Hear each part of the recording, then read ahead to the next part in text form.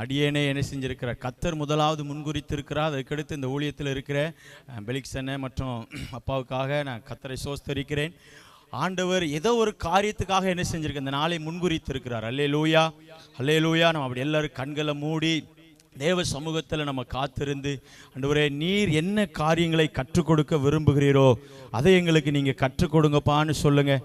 எல்லாரும் சொல்லுங்கள். ஒருவேளை எல்லாரும் சொல்ல போகிறோம். ஏன்னா நம்ம எல்லாம் அநேக தேவ பிள்ளைகள், ஊழியம் செய்கிற பிள்ளைகளாய் நாம் வந்திருக்கிறோம். கர்த்தருடைய வார்த்தையை அநேகருக்கு சுமந்து செல்லுகிறவர்களாய் நாம் வந்திருக்கிறோம். கர்த்தருடைய மகிமை இந்த இடத்துல இறங்கட்டும் ஆண்டவரேன்னு சொல்லுங்கள். நீங்கள் என்ன காரியங்களை எங்களுக்கு கற்றுக் கொடுக்க விரும்புகிறீரோ சொல்லுங்கப்பா. நீங்கள் எங்களுக்கு கற்றுக் கொடுங்கப்பான்னு சொல்லுங்கள். நீங்கள் எங்களுக்கு கற்றுக் கொடுங்கப்பான்னு சொல்லுங்கள்.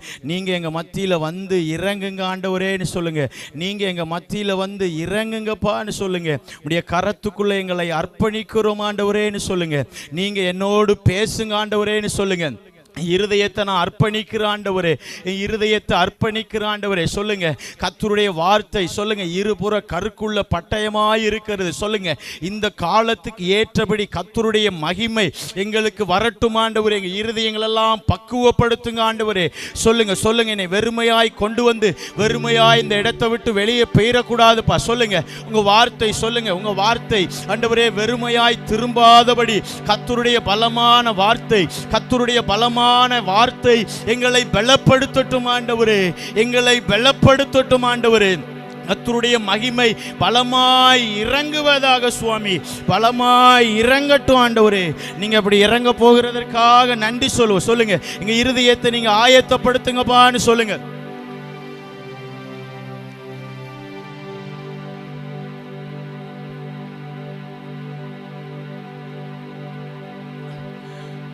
இருதயத்தை ஆயத்தப்படுத்துங்க சுவாமி. நீங்க அப்படி ஆயத்தப்படுத்தி ஆண்டவரே நீர் கற்றுக் கொடுக்கிற காரியங்களை எங்களுக்கு கற்றுக் கொடுப்பீராக. அடியேனை மறைத்து கர்த்தர் வெளிப்படுவீராக. இயேசுவின் நாமத்தில் ஜெபிக்கிறோம் நல்ல பிதாவே, ஆமென். அல்லேலூயா, அல்லேலூயா. பாருங்க, ஒருவேளை இந்த நாளுக்காக நான் ஜெபித்து கொண்டு இருக்கும்போது அநேக காரியங்களை கற்றுக் கொடுத்தார். பாருங்க, நான் ஒரு காரியத்தை இந்த இடத்துல வந்து உட்காரும் போது ஆவியான ஒரு காரியத்தை சொன்னார். இந்த நாளில் வந்திருக்கிறவர்கள் நீங்க பாக்கியவான்கள். அல்லேலூயா சொல்லுங்க. அல்லேலூயா. ஒருவேளை நீங்க அநேக வார்த்தைகள், கர்த்தருடைய வார்த்தைகளை கேட்டிருப்பீங்க. கர்த்தருடைய வார்த்தைகள் நம்முடைய இருதயத்தில் வந்திருக்கும். ஆனாலும் இந்த நாளில் நீங்க வந்திருக்கிறவர்கள் மறுபடியும் ஆண்டு சொல்ற விசேஷித்தவர்களாய் நீங்கள் இருக்கிறீர்கள். அல்லேலூயா, அல்லேலூயா. பாருங்க, ஒவ்வொரு பிரசங்கம் பண்ணும்போதும் ஒவ்வொரு காரியத்தை கர்த்தருடைய வார்த்தையை ஆண்டுடைய பிள்ளைகள் ஊழியர்கள் வந்து இந்த இடத்திலிருந்து பேசும்போதும் பாருங்க, அதற்குண்டான தேவ தூதர்கள் பரலோகத்தில் இருந்து, அது சபையா இருக்கலாம் இல்ல குழுவா இருக்கலாம், எல்லா இடத்துலையும் என்ன செஞ்சிட்டு இருப்பாங்க, அந்த தேவதூதர்களை கண்காணிச்சு கொண்டு இருப்பார்கள். பாருங்க, நான் ரொம்ப தெளிவா இந்த இடத்துல வந்து உட்காரும் போது ஒரு காரியத்தை ஆண்டவர் இந்த கூடாரம் முழுவதும் ஏதோ ஒரு பிரத்யேகமான தேவதூதர்கள், ஒருவேளை அது நமக்கு பிரசங்கம் போக போக உங்களுக்கு புரியும். அது இதுவரைக்கும் அந்த தேவதூதர்கள் இந்த பூமிக்குள்ள வராத தேவதூதர்களை இந்த வார்த்தையை இந்த இடத்திலிருந்து கொண்டு போகிறதுக்கு மாத்திரமல்ல, அந்த வார்த்தையின் மூலமாய் அநேகரை அபிஷேகம் பண்ணுவதற்கு தேவதூதர்களை கர்த்தர் இந்த இடத்துல இறங்கி பாளையம் சூழ்ந்து இருக்கிறத என்னுடைய ஆவியில உணர்கிறத நான் பார்த்தேன். அல்லேலூயா சொல்லுங்க.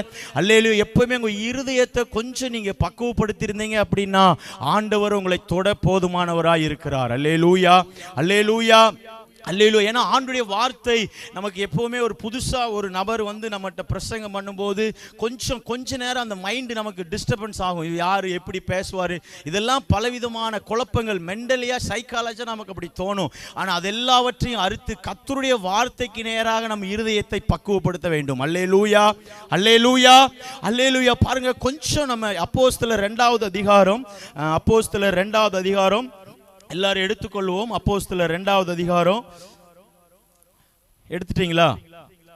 கொஞ்சம் நம்ம எல்லாருமே பைபிளை கொஞ்சம் பார்க்க வேண்டியது இருக்குது. நான் என்னை பற்றி லைட்டாக ஒரு நிமிஷம் மட்டும் வேகமாக சொல்லியிருந்தேன். என் ஊர் வந்து மேலே எழுந்த குளம். நான் வந்து ஈபியில் வேலை பார்க்குறேன். ஈபியில் வேலை பார்க்குறதுனால என்னமோ பெரிய ஹை லெவலாக படிச்சிருக்கேன்னு நினைக்க வேண்டாம். 8ஆம் கிளாஸ் ஃபெயிலு தான். அல்லேலூயா, அல்லேலூயா. எப்படியோ ஆண்டவர் கிருபையால் ஒரு சின்ன வேலையை கொடுத்து என்ன செஞ்சிட்டாரு, என்னை போஷிக்கிறதுக்காக அந்த இடத்துக்குள்ள கொண்டு போய் என்ன செஞ்சிட்டாரு, தூக்கி போட்டார். அல்லேலூயா. ஒருவேளை நீங்கள் தெரிஞ்சிருக்கலாம், ஆபிரகாம் சாரு மானூர் பகுதியில் இருக்கிறவங்க அவங்களுக்கு கீழே அவங்க மூலமாக ரட்சிக்கப்பட்டு அப்படியே அவங்களோட ஆண்டவர் இன்றைக்கு வரைக்கும் அவங்களோட சேர்ந்து ஊழிய பாதையில் நடத்துவதற்கு போதுமானவராக இருக்கிறார். அல்லேலூயா, அல்லேலூயா. இப்போ பாருங்க, அப்போஸ்தலர் 2ஆம் அதிகாரம் 4ஆவது வசனத்தை ஒருவர் வாசிப்போம்.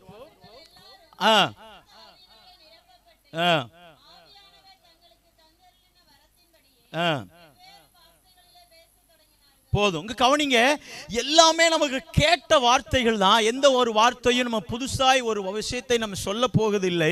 அழகான ஒரு வார்த்தை சொல்லுகிறது, அவர்கள் எல்லோரும் பரிசுத்த ஆவியினால் நிரப்பப்பட்டு ஆவியானவர் தங்களுக்கு தந்தரின வரத்தின்படி வெவ்வேறு பாஷைகளிலே பேச தொடங்கினார்கள். இந்த வசனத்தை வாசித்த உடனே நமக்கு பிரசங்கம் என்ன பேச போறாங்கிறது நமக்கு சொல்லிடுவாங்க. என்ன சொல்லிடுவாங்க? என்ன நம்ம மைண்ட் சொல்லிடும்? சொல்லுங்க, என்ன சொல்லிடும்? சும்மா சொல்லுங்க.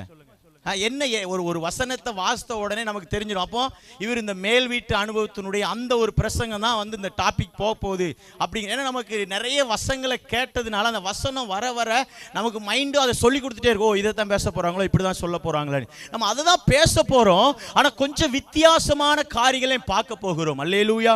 பாருங்க, இது முக்கியமான ஒரு வார்த்தை. அதுக்கடுத்து உள்ள ஒரு வார்த்தை 5ஆவது வசனத்தை நம்ம பார்ப்போம். வானத்தின் கீழ் இருக்கிற சகல தேசத்தாரிலும் இருந்து வந்த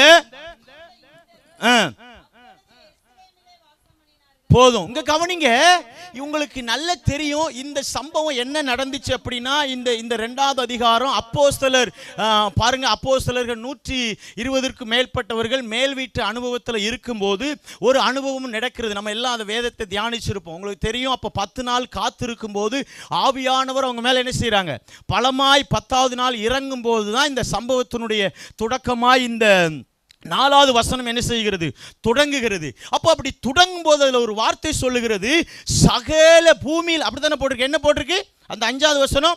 வானத்தின் கீழ் இருக்கிற சகல தேசத்திலும் இருந்து வந்த, அதை கரெக்டா மென்ஷன் பண்ணணும். என்ன சொல்றாரு? தேவ பக்தி உள்ள யூதர்கள் அப்பொழுது எருசலேமில் வாசம் பண்ணினார்கள். அல்லேலூயா, அல்லேலூயா, அல்லேலூயா.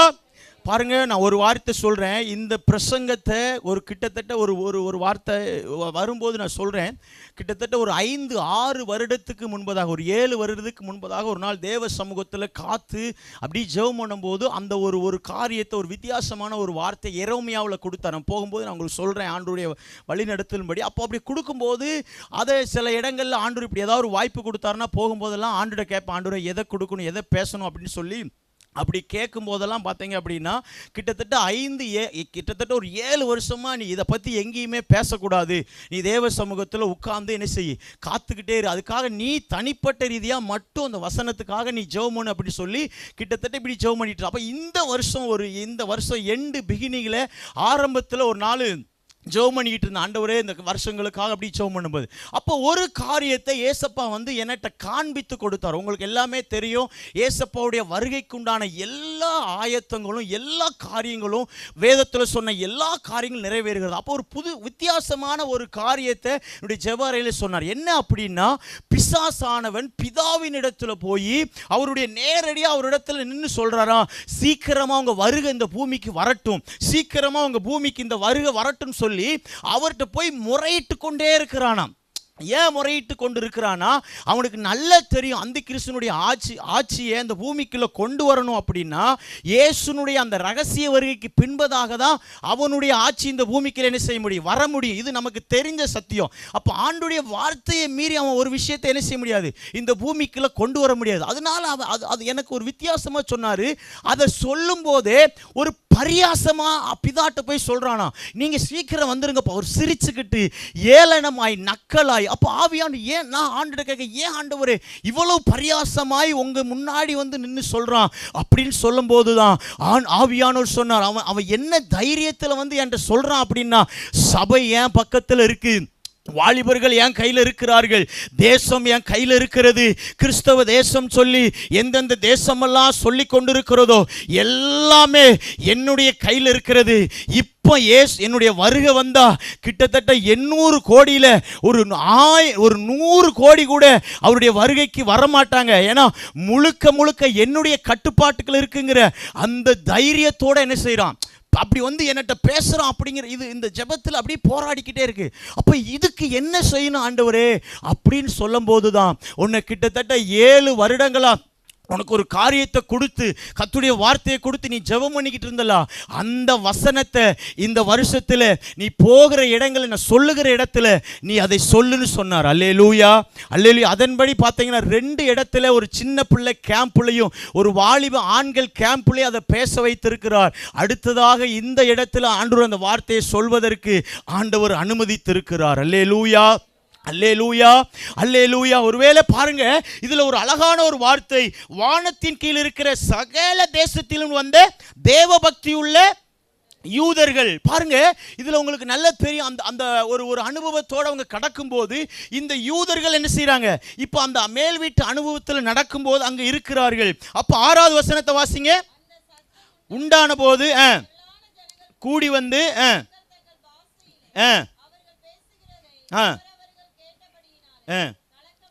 சரி, கொஞ்சம் ஆழமா பார்ப்போம். இங்க இவங்க என்ன பேசுறாங்க, இந்த 120 பேரு சொல்லுங்க. யூதர்கள் அந்நிய பாஷையில பேசுறாங்க, சரியா? இப்ப இந்த அந்நிய பாஷையில பேசுகிறவர்கள் அங்க எப்படி திரளான ஜனங்கள் என்ன செய்யறாங்க, கூடி வர்றாங்க. அதுல நிறைய ஜனங்கள் கூடி வராங்க. அப்ப அதுல பாருங்க அந்த சத்தம் உண்டான போது திரளான ஜனங்கள் கூடி வந்து தாங்கள் பாஷையிலே அவர்கள் பேசுகிறதை, இது என்ன அர்த்தம் சொல்லுங்க? அவங்க என்ன பாஷை பேசுறாங்க? ஆரம்பம் என்ன காட்டுது நமக்கு? அந்நிய பாஷை பேசுறாங்க. ஆனா இங்க வேதம் 6வது வசனத்துல குறிப்பிடுகிறது, தாங்கள் பாஷை பேசுகிறத எப்படி அவங்க கண்டுபிடிக்க முடியுது? நான் சொல்றது உங்களுக்கு புரியுதா? கொஞ்சம் உங்களுக்கு ஒரு மாதிரி குழப்பது மாதிரி இருக்கும். ஆனா நீங்க கொஞ்சம் உள்ள வந்துட்டீங்கன்னா ஈஸியா உள்ள வந்துடலாம். நான் சொல்றது உங்களுக்கு புரியுதா? வேதம் நமக்கு முதல்ல காட்டுகிறது அந்நிய பாஷையை காட்டுகிறது, சரியா? காட்டுகிறது. 5வது வசனத்துல தேவபக்தி உள்ள சகல தேசத்திலும், நிறைய வேற தேசத்திலிருந்து தேவபக்தி உள்ள யூத ஜனங்கள் எங்க வராங்க? இந்த எருசலேமுக்கு வராங்க. அப்போ இவங்க தங்கள் பாஷை பேசுகிறதை யார் கண்டுபிடிக்கா? அநேக ஜனங்கள் வராங்கன்னு சொல்றாங்க, எல்லாரும் கண்டுபிடிப்பாங்களா? யார் கண்டுபிடிச்சிருப்பா? யாருக்கு இந்த வசனம் எழுதப்பட்டிருக்குது? தேவபக்தி உள்ள ஜனங்கள். அநேக தேசத்துல கர்த்தர் துரத்தி விடுகிறார். அவங்களை திரட்டி விடும்போது, இப்போ நீங்க ஒரு உதாரணத்துக்கு பாருங்களேன். இப்போ நீங்க சமீபமா நம்ம தேசத்துல, நம்ம தமிழ்நாட்டுக்குள்ள யார் நிறைய பேர் படம் எடுத்து உள்ள வந்துகிட்டே இருக்கா சொல்லுங்க? இந்திக்காரங்க. சும்மா சொல்லுங்க, இந்திக்காரங்க உள்ள வராங்க.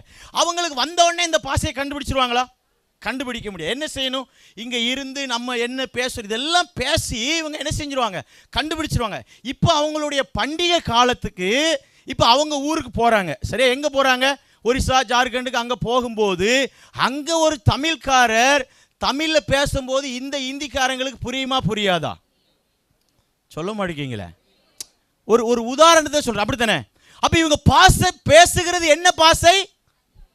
சொல்ல மாட்டேங்கீங்களா? நீங்க என் பின்னாடியே வந்தாதான் வேகமா நம்ம போக முடியும், சரியா? சொல்லுங்க. இவங்க இந்த 120 பேர் என்ன பாஷை பேசுறாங்க? அந்நிய பாஷை பேசுகிறார்கள். ஆனா திரளான ஜனங்கள் கூடி வரார்கள். எல்லாருக்கும் புரியல. அப்ப யாருக்கு புரிஞ்சிருக்காது? அங்க இருக்கிற யூதருக்கு இவங்க பேசுற பாஷை என்ன செஞ்சிருக்காது? புரிஞ்சிருக்காது. ஏன்னா அவங்க அங்க என்ன பாஷை பேசுறாங்களோ அதான் அவங்களுக்கு என்ன செய்யும்? புரியும். ஆனா தேவ பக்தி உள்ளவர்கள், வேதம் தெளிவாய் காட்டுகிறது, தேவ பக்தி உள்ள ஜனங்கள், யூதர்கள் கர்த்தரே தெய்வம், கர்த்தரே தெய்வம் என்று பல தேசத்துல துரத்திவிட்ட ஜனங்கள், பலவிதமான காரியங்களுக்காக பிளப்புக்கு ஏதோ ஒரு காரியத்துக்காக போனவர்கள், இன்றைக்கு இவர்கள் பேசுகிற பாஷை அந்நிய பாஷையா இருந்தாலும் அதனுடைய அர்த்தம் என்ன பேசுகிறார்கள், யாரை உயர்த்துகிறார்கள், யாரை மகிமைப்படுத்துகிறார்கள், என்ன பேசியிருப்பார்கள் இவர்கள்? இயேசு ரட்சகர், இயேசுதான் வழி, மேசியா வந்துவிட்டார் என்கிற பலவிதமான பாஷைகள் மூலமாய், அந்நிய பாஷையின் மூலமாய் பேசப்பட பேசப்பட பேசப்பட இந்த வேதம் தெளிவாய் காண்பிக்கிறது. 3000 பேர் ரட்சிக்கப்பட்டார்கள். அல்லேலூயா. நான் சொல்றது உங்களுக்கு புரியுதா? ஆண்டவர் இந்த சம்பவத்தை ஏன் சொல்றா தெரியுமா? உலகம் முழுவதும் இன்றைக்கு கிறிஸ்தவர்கள் அதிகமாய் வந்தது வெறும் 12 சீசர்களால மாத்திரம் கிடையாது. இந்த 3000 பேர்கள் மூலமாய் பண்டிகை காலமாய் பெந்தேகோஸ்து நாளா இருக்கிறதுனால இவர்கள் தன்னுடைய தேசத்துக்கு வரும்போது தேவ பக்தியுள்ள யூதர்கள் இவர்கள் ரட்சிக்கப்பட்ட இந்த 3000 பேர் முழுவதும் 3000 பேர்கள் மூலமாய் தான் இயேசுவை சொந்த இரட்சகராய் ஏற்றுக்கொண்டு மறுபடியுமாய் தன்னுடைய வேலைக்கு தான் இருந்த தேசத்துக்கு போகும்போது அவர்தான் இரட்சகர் என்பதை இவர்கள் காண்பிக்கிறார்கள். அல்லேலூயா. நான் சொல்றது உங்களுக்கு புரியுதா?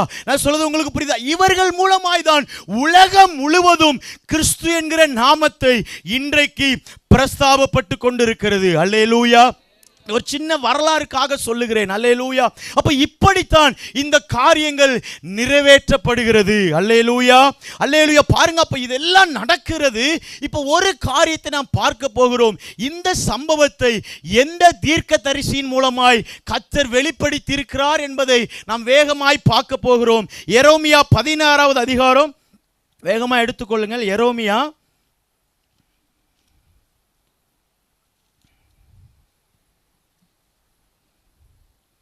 எல்லாரும் எடுத்துட்டீங்களா? எரேமியா 16வது அதிகாரம் 15வது வசனம் வாசிங்க.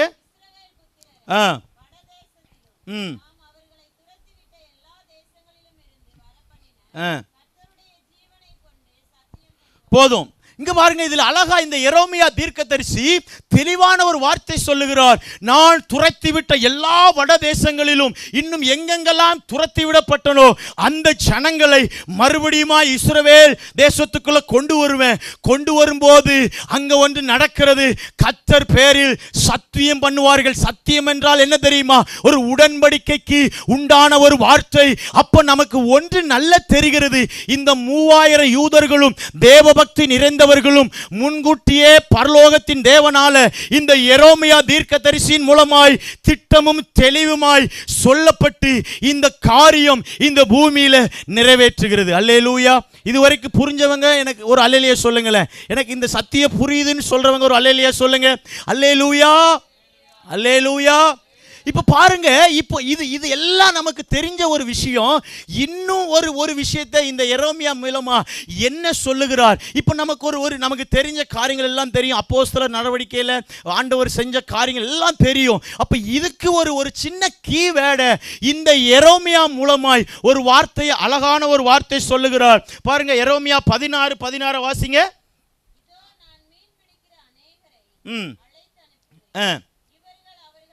போதும். இங்க பாருங்க, இங்க கொஞ்சம் கவனிங்க. இப்ப என்ன கவனிங்க. இப்ப இதுல இந்த வார்த்தை நீங்க எல்லாருமே வாசிங்க. என்ன போட்டிருக்கு? இதோ, நல்ல எல்லாரும் சொல்லுங்க. இதோ நான். எல்லாருமே வாசிக்கல.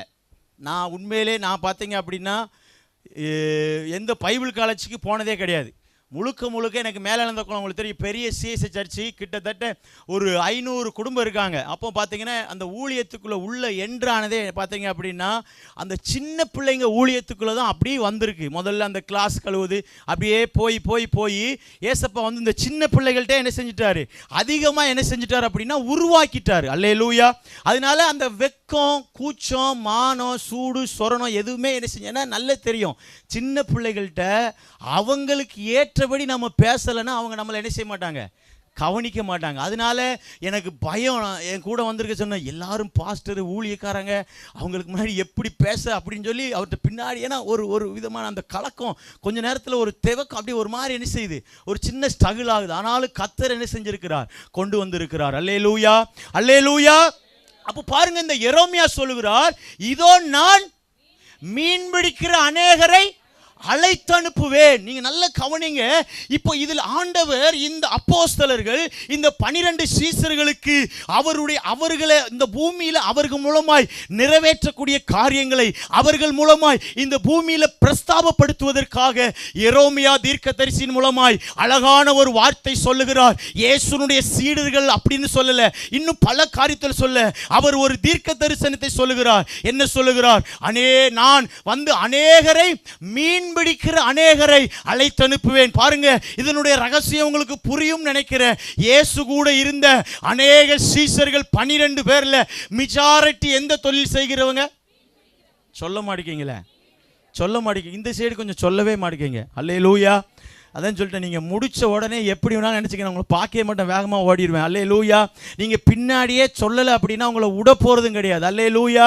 அல்லேலூயா சொல்லுங்கள். இப்போ 12 சீசனில் எல்லாரையும் சொல்லலை. நீங்கள் அந்த வேதத்தை பாருங்கள். எல்லாரையும் நான் என்ன செய்வேன், மீன் பிடிக்க பண்ணேன். அநேகர் அப்படின்றால் மெஜாரிட்டியாய் தொழில் செய்கிறவர்கள், மீன் பிடிக்கிறவர்கள். அல்லேலூயா. அல்லேலூயா. அல்லேலூயா. எந்த ஒரு காரியமும் கர்த்தருடைய முன்குறிப்பு இல்லாமல், கர்த்தருடைய ஒரு காரியத்தை சொல்லாமல் தேசத்திலும் சரி ஆவிக்குரிய காரியங்களும் சரி நடைபெறுவது அது சாத்தியமற்றது. அல்லேலூயா. அல்ல என்ன சொல்றது உங்களுக்கு புரியுதா?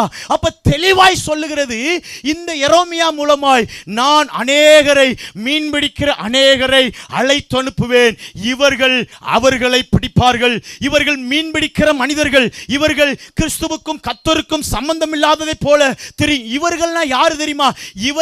அவர்களை பிடிப்பார்கள். நம்ம அப்போஸ்தலர்களை பார்த்தோம் பார்த்தீங்களா? தேவ பக்தி நிறைந்தவர்கள், தேவ பக்தி நிறைந்த ஜனங்கள், வேதத்தை அறிந்தவர்கள், வேதத்தை கற்றுக்கொண்டவர்கள்.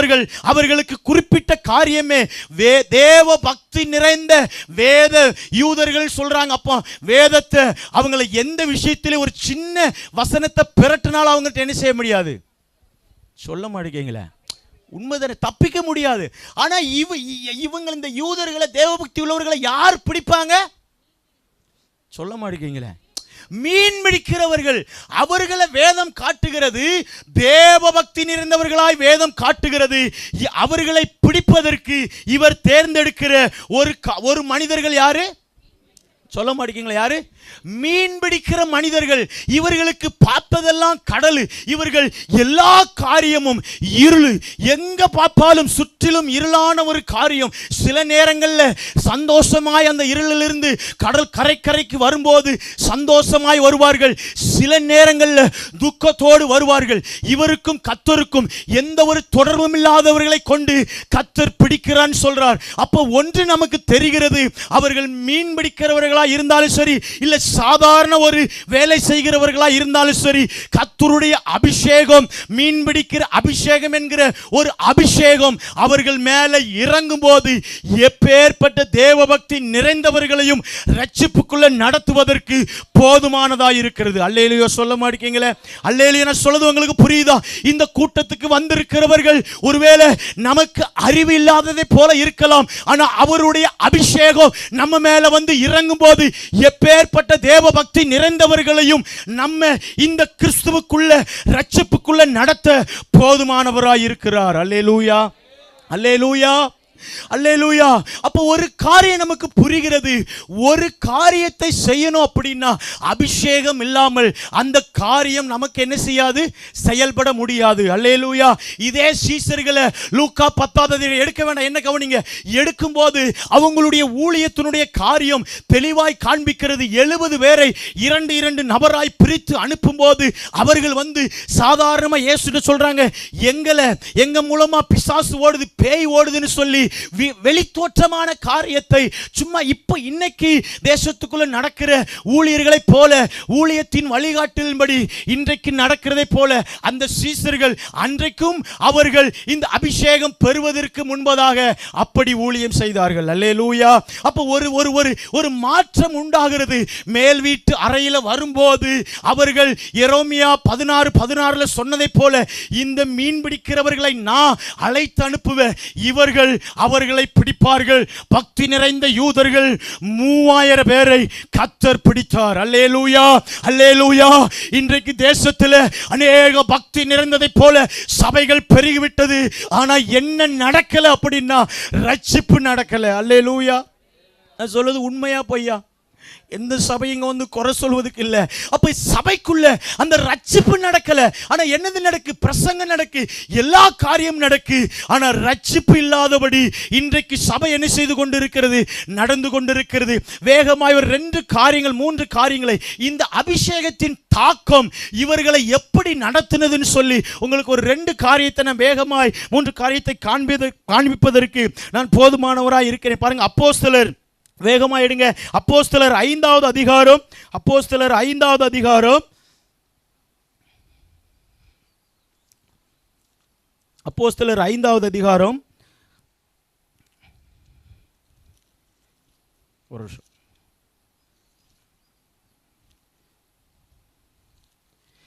அதில் 18வது வசனத்தை வாசிங்க. கொஞ்சம் இங்க கவனிங்க. இந்த அபிஷேகத்தினுடைய தாக்கம் என்ன செய்யுது அப்படின்னா, அப்போஸ்தலரானவர்களை எங்க வச்சிருக்காங்க? என்ன சிறைச்சாலையில? பொதுவான சிறைச்சாலையில வைக்கப்பட்டிருக்கிறார்கள். அதுக்கு அடுத்த வசனம், கர்த்தருடைய தூதன் ராத்திரியிலே சிறைச்சாலையின் கதவுகளை திறந்து வெளியே கொண்டு வந்து, நீங்கள் போய் தேவாலயத்திலே நின்று அல்லேலூயா அல்லேலூயா. அப்ப பாருங்க, இந்த அபிஷேகத்தினுடைய ஆரம்ப கட்டம், ஆரம்ப செயல்பாடு, இவர்களை பொதுவான சிறைச்சாலைக்குள்ள வைக்கும் போது இந்த மீன் பிடிக்கிற அபிஷேகத்தினுடைய அந்த அனைட்டிங், இவர்கள் பொதுவான சிறைச்சாலைக்குள்ள இருந்தாலும் அவர்களை அந்த சிறைச்சாலைகளிலிருந்து வெளியே கொண்டு போகிற அளவுக்கு இந்த அபிஷேகத்தினுடைய தாக்கம் நிறைவேற்றி கொண்டிருக்கிறது. இப்போ இந்த அபிஷேகம் எங்க போச்சு? கேட்கறது புரியுதா புரியலையா? இங்க கவனிங்க. இந்த அபிஷேகம் இன்றைக்கு நமக்கு வருகிற நியூஸ், வருகிற செயல்பாடுகள், வருகிற காரியங்கள் எல்லாம், இன்னைக்கு நிறைய காரியங்கள் மிஷனரிகளை பிடிச்சு எங்க போய் வச்சிட்டாங்க? சொல்ல மாட்டீங்களே, வேகமா சொல்லுங்க. எங்க வச்சிருக்காங்க? சிறைச்சாலை வச்சிருக்காங்களா, வச்சிருக்கலையா? இப்போ எங்கேயாவது அப்படி ஒரு நியூஸ் நமக்கு வருதா வரலையா?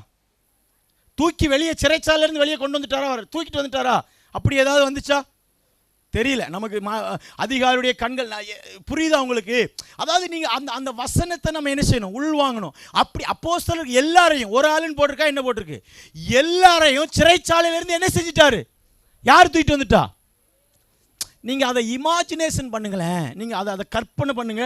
இன்னைக்கு நம்ம தேசத்துல ஒரு மிஷினரியை போய் என்ன செய்யறாங்க? உள்ள தூக்கி வச்சிட்டாங்க. அப்படியே தேவதூதர்கள் வந்து வெளியே கொண்டு வரணும்னு ஆசை இருக்கா இல்லையா? நீங்க சொல்லதை பார்த்தாலே இல்லாத மாதிரி தெரியுது.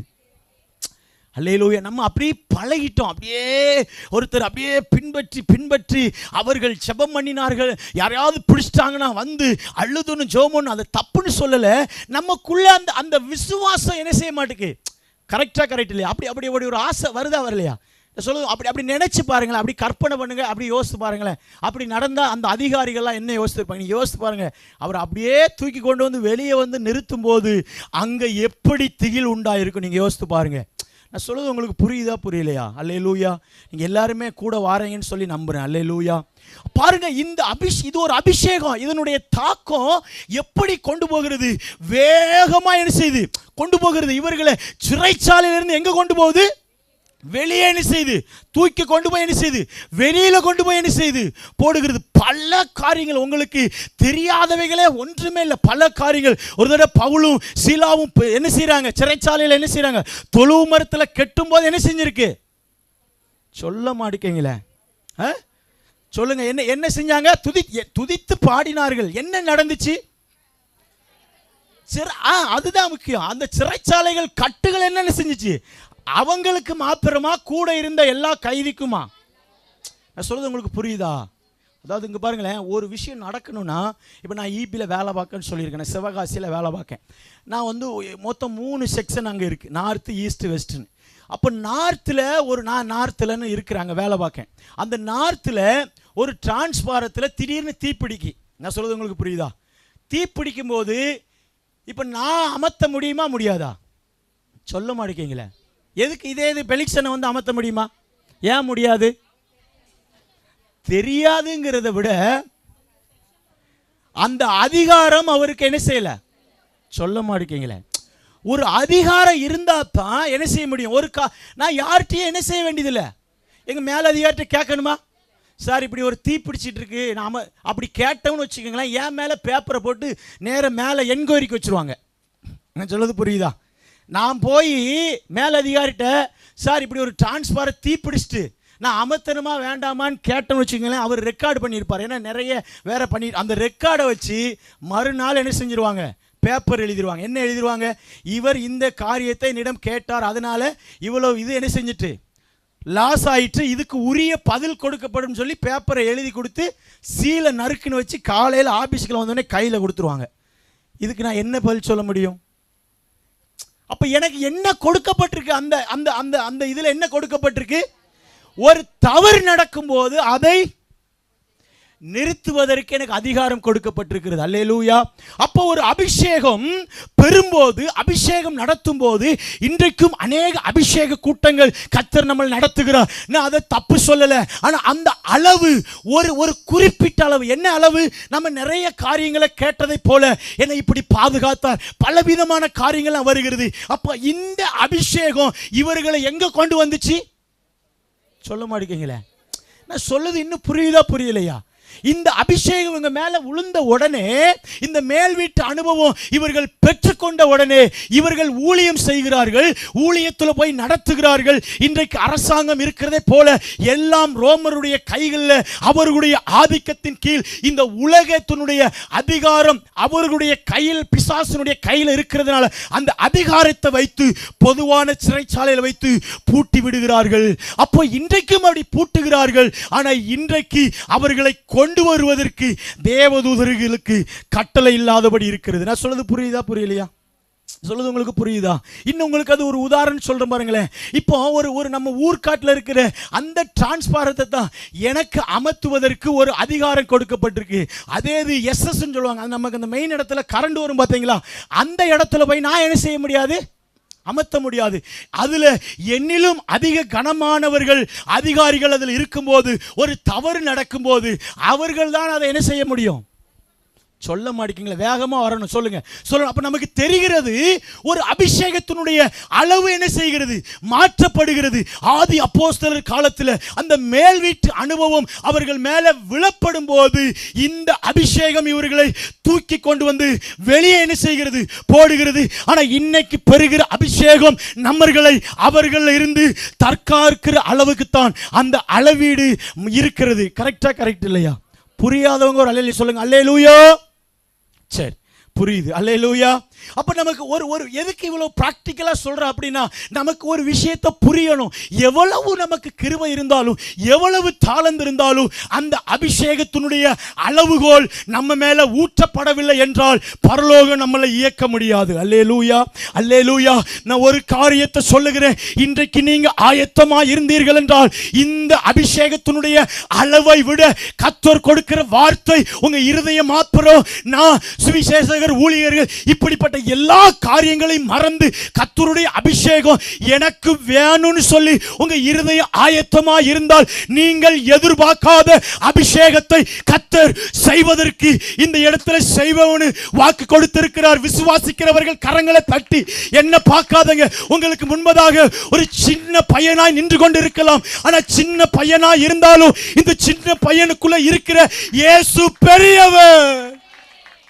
அல்லேலூயா, அல்லேலூயா. அந்த அபிஷேகத்தினுடைய அளவுகோல் கூற்றப்பட வேண்டும். அல்லேலூயா, அல்லேலூயா.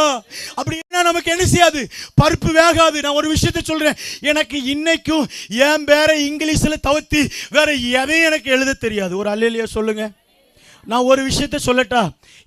நல்ல டிப்டாப்பா இருக்கனா சொல்லுங்களேன். அழகா இருக்கனா சும்மா சொல்லுங்க. என்ன பார்க்கும்போது எப்படி இருக்கு? நல்ல ஒரு ஹைஜீனிக்கான ஆளாக தெரியுது. ஃபேஸு, சட்டை எல்லாமே. நீங்கள் என்ன நினச்சாலும் நினச்சிக்கோங்க. ஏதாவது பேங்கு எதுக்குலேயும் போனோம்னா பேனா வச்சுட்டு போக மாட்டேன். ஏன் வச்சுட்டு போக மாட்டேன்? கையை தட்டுங்க, கரெக்டாக கண்டுபிடிச்சாங்க. ஏன்னா அந்த பயம். ஏன் எதுக்கு சொல்கிறேன் அப்படின்னா, நமக்கு என்ன செய்யாது? அவங்க எதையாவது ஒரு ஃபார்மை கொடுத்து, தம்பி இதை நிரப்பி கொடுங்க தம்பின்னா கஷ்டம் இல்லை. நமக்கு என்ன செய்யாது? அப்போ நம்ம பேனா இல்லைன்னு சொல்லிட்டோம்னா நம்ம தப்பிச்சுக்கலாம். நம்மள ஒரு சின்ன தற்காப்பு இல்லை, நமக்கு தெரியாது. அதனால பேனாவே என்ன செய்ய மாட்டேன், வச்சுட்டே போக மாட்டேன். உண்மையிலே சொல்கிறேன். ஏதாவது எழுதணும் அப்படின்னா கூட ஒன்று என் மனைவியை கூட்டிகிட்டு போவேன், இல்லைன்னா என் கூட இருக்கிற நண்பர்களை தான் கூட்டிகிட்டு போவேன். அல்லேலூயா. அப்போ ஒன்று நமக்கு தெரிகிறது, இந்த உலகத்தினுடைய கல்வியினுடைய அளவுகோல் எனக்கு அவ்வளோதான். அல்லேலூயா. நான் சொல்றது புரியுதா புரியலையா? இந்த அளவுகோலை இனிமே மாற்றினா அது கஷ்டம். போட்டோம், அது நமக்குள்ள போகணும். ஆனால் என்னுடைய அளவுகோல் எவ்வளவுதான்? இவ்வளவுதான். ஆனா கர்த்தருடைய அளவுகோல், கர்த்தர் அபிஷேக மன்னனுடைய அளவுகோல் வேற ஒரு காரியம். அல்லேலூயா, அல்லேலூயா. அவருடைய பார்வை வேற. நான் ஒரு நாள் தேவ சமூகத்தில், ஆண்டவரே, கல்வி அறியாத ஒரு மனிதன், அநேக கற்று தேர்ந்தவர்கள், நீங்க தேவ சமூகத்தில் ஒருவேளை என்னையும் நீங்க பயன்படுத்தணும்னு சொன்னீங்கன்னா, உங்க வார்த்தை மாத்திரம் இல்லைன்னா நான் அந்த இடத்துல வெக்கப்பட்டு வந்துருவேன். உண்மையா பொய்யா? உண்மையா பொய்யா? எத்தனையோ இரவுகள் அழுத நாட்கள் உண்டு. ஆனா ஆண்டவர் கொஞ்சம் கொஞ்சமா 17 வருஷமா கொஞ்சம் கொஞ்சமா கர்த்தர் கற்றுக் கொடுத்து கொண்டே இருக்கிறார். அல்லேலூயா, அல்லேலூயா. அப்ப ஒன்று நமக்கு தெரிகிறது, அந்த அளவுகோலுடைய கூடுதல் இல்லை என்றால் நம்மளால செயல்படுத்த முடியாது. அல்லேலூயா, அல்லேலூயா.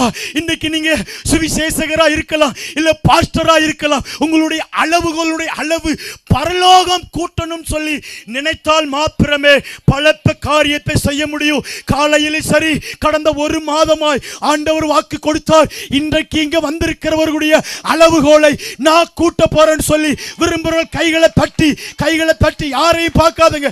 நீங்க நம்பும் போதுதான் கர்த்தர் அந்த காரியத்தை செய்ய அளவுகோலை கூட்ட போகிறார். என்னுடைய வார்த்தையா பார்க்காதங்க.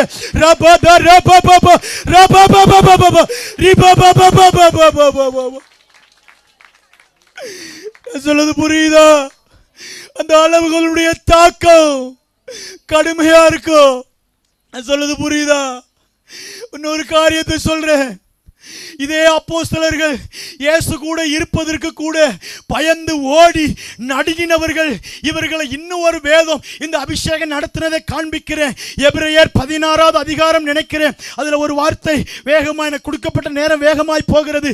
அதுல வாளால் அறுப்புண்டார்கள் சொல்லி ஒரு வசனம் இருக்கு. எடுத்தவர்கள் வேகமா வாசிங்க. எபிரேயர் 16 நினைக்கிறேன். 16 இல்ல 17. ஒரு நிமிஷம் பக்கம் சொல்லுங்க. எல்லாருமே அதை எடுத்து பார்க்கணும். எடுத்து சொல்லுங்க. பக்கம் சொல்லுங்க. பக்கம் 300, புதிய ஏற்பாட்டின் பக்கம் 309. எல்லாரும் எடுத்துட்டீங்களா? இப்போ அதை வாசிங்க. கல்லறி உண்டார்கள், வாளால் அறுப்புண்டார்கள். போதும், என்ன கவனிங்க, இங்க கவனிங்க. இந்த வாளால் அறுப்புண்டார்கள் சொல்லி வேதம் எழுதப்பட்டிருக்கிறது. இன்னைக்கு நான் பிராக்டிக்கலா உங்களுக்கு சொல்றேன். பிராக்டிக்கலா நீங்க யோசித்து பாருங்க. இந்த முதல் வார்த்தையை நம்மளால ஏற்றுக்கொள்ள முடியும். கல்லால் எரி உண்டார்கள். அதை விட என்ன தெரியுமா? இன்னொரு முழு நேர சுவிசேஷகர் என்னை அவர் நடத்தினதை ஒரு ஆவிக்குரிய அனுபவத்துக்காக சொல்றேன். கிட்டத்தட்ட 20 வருஷமாய் நடத்துகிறார். 2-3 இடங்களில் அவர்கள் அடிக்கப்பட்டார்கள், துன்பப்பட்டார்கள். ஒரு இடத்துல இந்த காதுகள் அடிச்சு பலவிதமான காரியங்கள் நடந்ததுனால அவர் கூட போய் நானும் அவரை ஆஸ்பத்திரியில் செக் பண்ணி சவ்வுல ஏதாவது பிரச்சனை இருக்கான்னு சொல்லி எல்லாவற்றையும் சரி செய்தோம். ஆனால் அவர்கிட்ட சமீபமாய் இப்போ ஒரு மாசத்துக்கு முன்பதாக அவர்கிட்ட பேசி கொண்டு இருக்கும்போது, அவர்கள் முழு நேர சுவிசேஷகர் தான். அவர் கிராமத்துக்குள்ள கடந்து போகும்போது, அவர் ஒரு கிராமத்துக்குள்ள பேசி கொண்டு இருக்கும்போது 2 பேர் அந்த கிராமத்துக்குள்ள வந்திருக்கிறார்கள். அவர்கள் இயேசு அறியாதவர்கள். என இவருக்கு முன்னாடியே அனுபவம் இருக்கிறது. அடிபட்டது, இன்னும் பல வேதனைப்பட்டதுனால அவர் சொன்ன ஒரு வார்த்தையை நான் சொல்றேன். என்ன வார்த்தை? இழிவுபடுத்த இல்லை, அந்த அளவுகளுடைய காரியத்தை சொல்றேன். அவர் நேரடியாக சொன்னது என்ன தெரியுமா? என்ன அடிக்க வந்துட்டாங்க, ஒருவேளை நாங்க 2 பேரும் வேகமாய் வெளியே அந்த ஊரை விட்டு வெளியே ஒடியாந்துட்டோம்னு அவர் வாயினால சொல்லிச்சு. நான் சொல்றது உங்களுக்கு புரியுதா? நான் சொல்றது புரியுதா? அப்ப பிராக்டிக்கலா இந்த சரீரம் நம்ம சொல்லுவோம், செயல்படுவோம். ஆனா பிசிக்கலா ஒரு விஷயம் நடைபெறும் போது ஒரு பயம் நம்மளை சூழ்ந்து கொள்ளும். இப்படி இல்லாம இருக்கீங்களா? யாராவது இல்லைன்னு சொல்ல முடியாதுல்ல. நம்ம எவ்வளவு தைரியம் இருந்தாலும் உள்ளுக்குள்ள ஒரு பயம் இருக்கும். அல்லேலூயா, அல்லேலூயா. அதே போலதான் இந்த வாளால் அறுப்புண்டார்கள். யாரு தெரியுமா?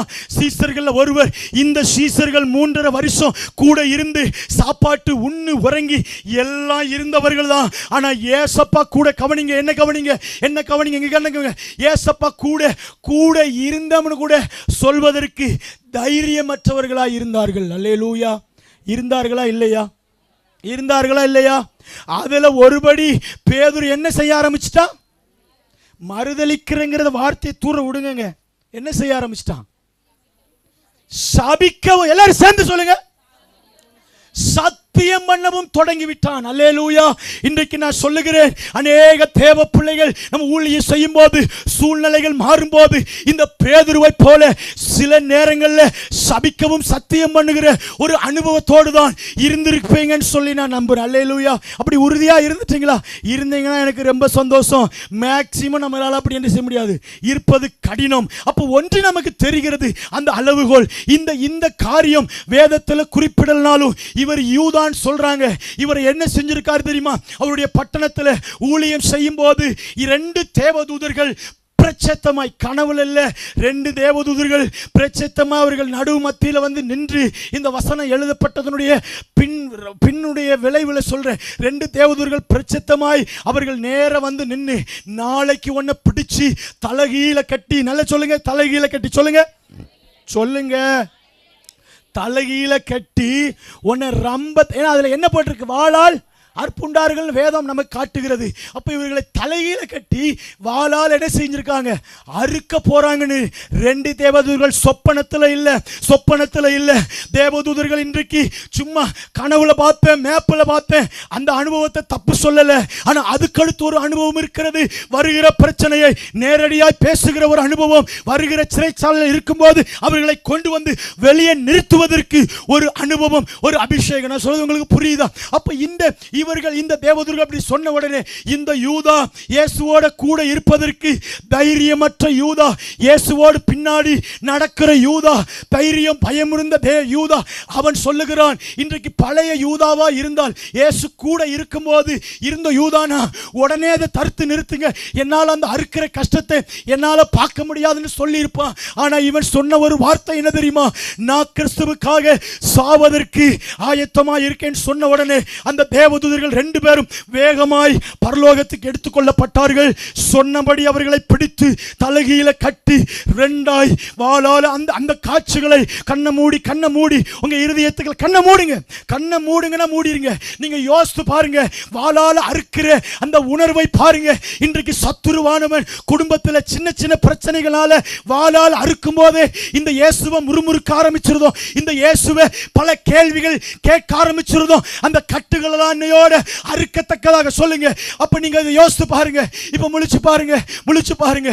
இப்ப அவர்களை உயிரோட ரம்பத்தினால அறுத்து துண்டு துண்டாய் வீசப்பட்டார்கள். அப்ப எது இவரை செய்ய வச்சது அப்படின்னா, மீன் பிடிக்கிற அபிஷேகம். எல்லாரும் சொல்லுங்க, சொல்ல மாட்டீங்களே. அல்லேலூயா. இயேசுவோடு இருந்த ஒரு அபிஷேகம், சின்ன சின்ன பிசாசை துரத்துவதற்கு ஒரு அபிஷேகம். ஆனா அந்த அபிஷேகம் இயேசு சாக போற நேரத்தில் கூட இருக்க வைக்க முடியல. கரெக்ட் இல்லையா?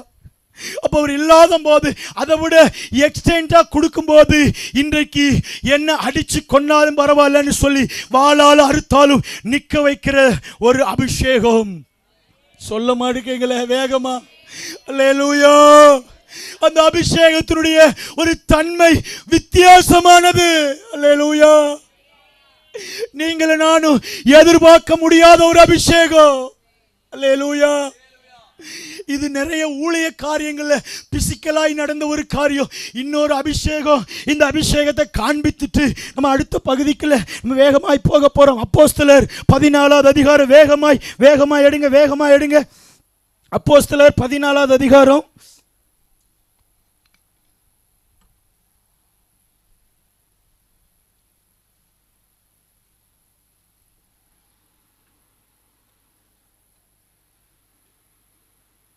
அல்லேலூயா. பாருங்க, இதுல அதுக்கடுத்த ஒரு வார்த்தை. 14வது அதிகாரம் 14வது வசனத்தை வாசிங்க.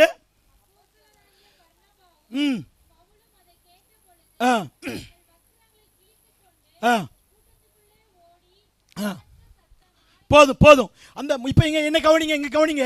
இந்த முதல் வசனத்தை ஆரம்பத்தை மட்டும் வாசிங்க. இந்த வசனத்தை ஆரம்பத்தை வாசிங்க. அப்ப எல்லாரும் சேர்ந்து வாசிங்க. போதும். இங்க கவனிங்க. அப்ப ஒரு விஷயம் நமக்கு தெரிகிறது. பவுலும் பர்னபாவும் என்ன செய்து கேட்ட பொழுது கொஞ்சம் கவனிங்களேன். என்ன கவனிங்க. அப்போ இங்க கவனிங்க, இந்த அப்போஸ்தலருக்கும் இந்த பவுலுக்கும் இந்த பர்னபாவும் என்ன செய்யறாரு? கேட்ட பொழுது. அடுத்து வாசிங்க. எல்லாருமே வாசிக்க மாட்டீங்களே. கிழித்து கொண்டு ஓடி, அதுக்கடுத்து போதும் போதும். இங்க கவனிங்க. அப்போ ஒன்று நமக்கு தெரிகிறது, இந்த பவுலும் இந்த பர்னபாவும் இவர்கள் செய்கிற காரியத்தை கேட்ட பிறகு என்ன செய்யறாங்க? இதை மனசுல வச்சுக்கணும், சரியா? கொஞ்சம் வேகமா வரணும். இதை கேட்ட பொழுது என்ன செய்யறாங்க?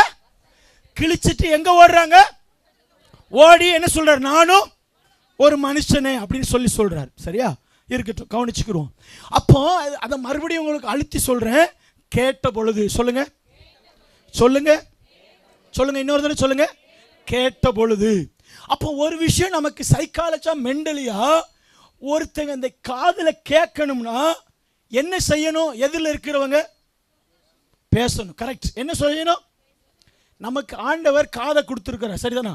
இந்த காதுக்குள்ள ஒரு வார்த்தை உள்ள வரணும். அதை கேட்ட உடனே நம்ம அதன்படி செய்யணும். அப்படின்னா அந்த காதுக்குள்ள என்னது வரணும்? சொல்ல மாட்டீங்களே.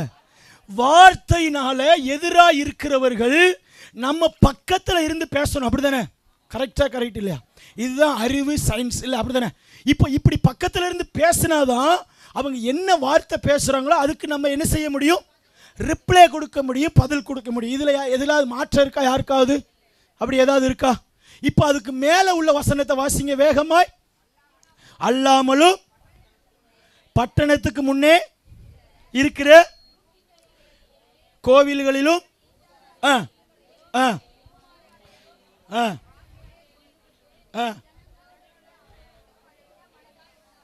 ஹலோ, கடைசி வசனத்தை மட்டும் வாசிங்க. இங்க கவனிங்களேன், கொஞ்சம் கவனிங்களேன். இப்போ இந்த நான் வாசிக்கிறேன் பாருங்களேன், அதன்படி இருக்காது பாருங்களேன். அல்லாமலும் பட்டணத்துக்கு முன்னே இருந்த யூபித்தருடைய கோவில் பூசாரி எருதுகளையும் பூமாலைகளையும் வாசல் அண்டையிலே கொண்டு வந்து ஜனங்களோடு அவர்களுக்கு பலியிட பேசிக்கொண்டிருந்தார்கள். ஆனா புரியுதா புரியலையா? எத்தனை பேருக்கு புரியுது? புரியுதா?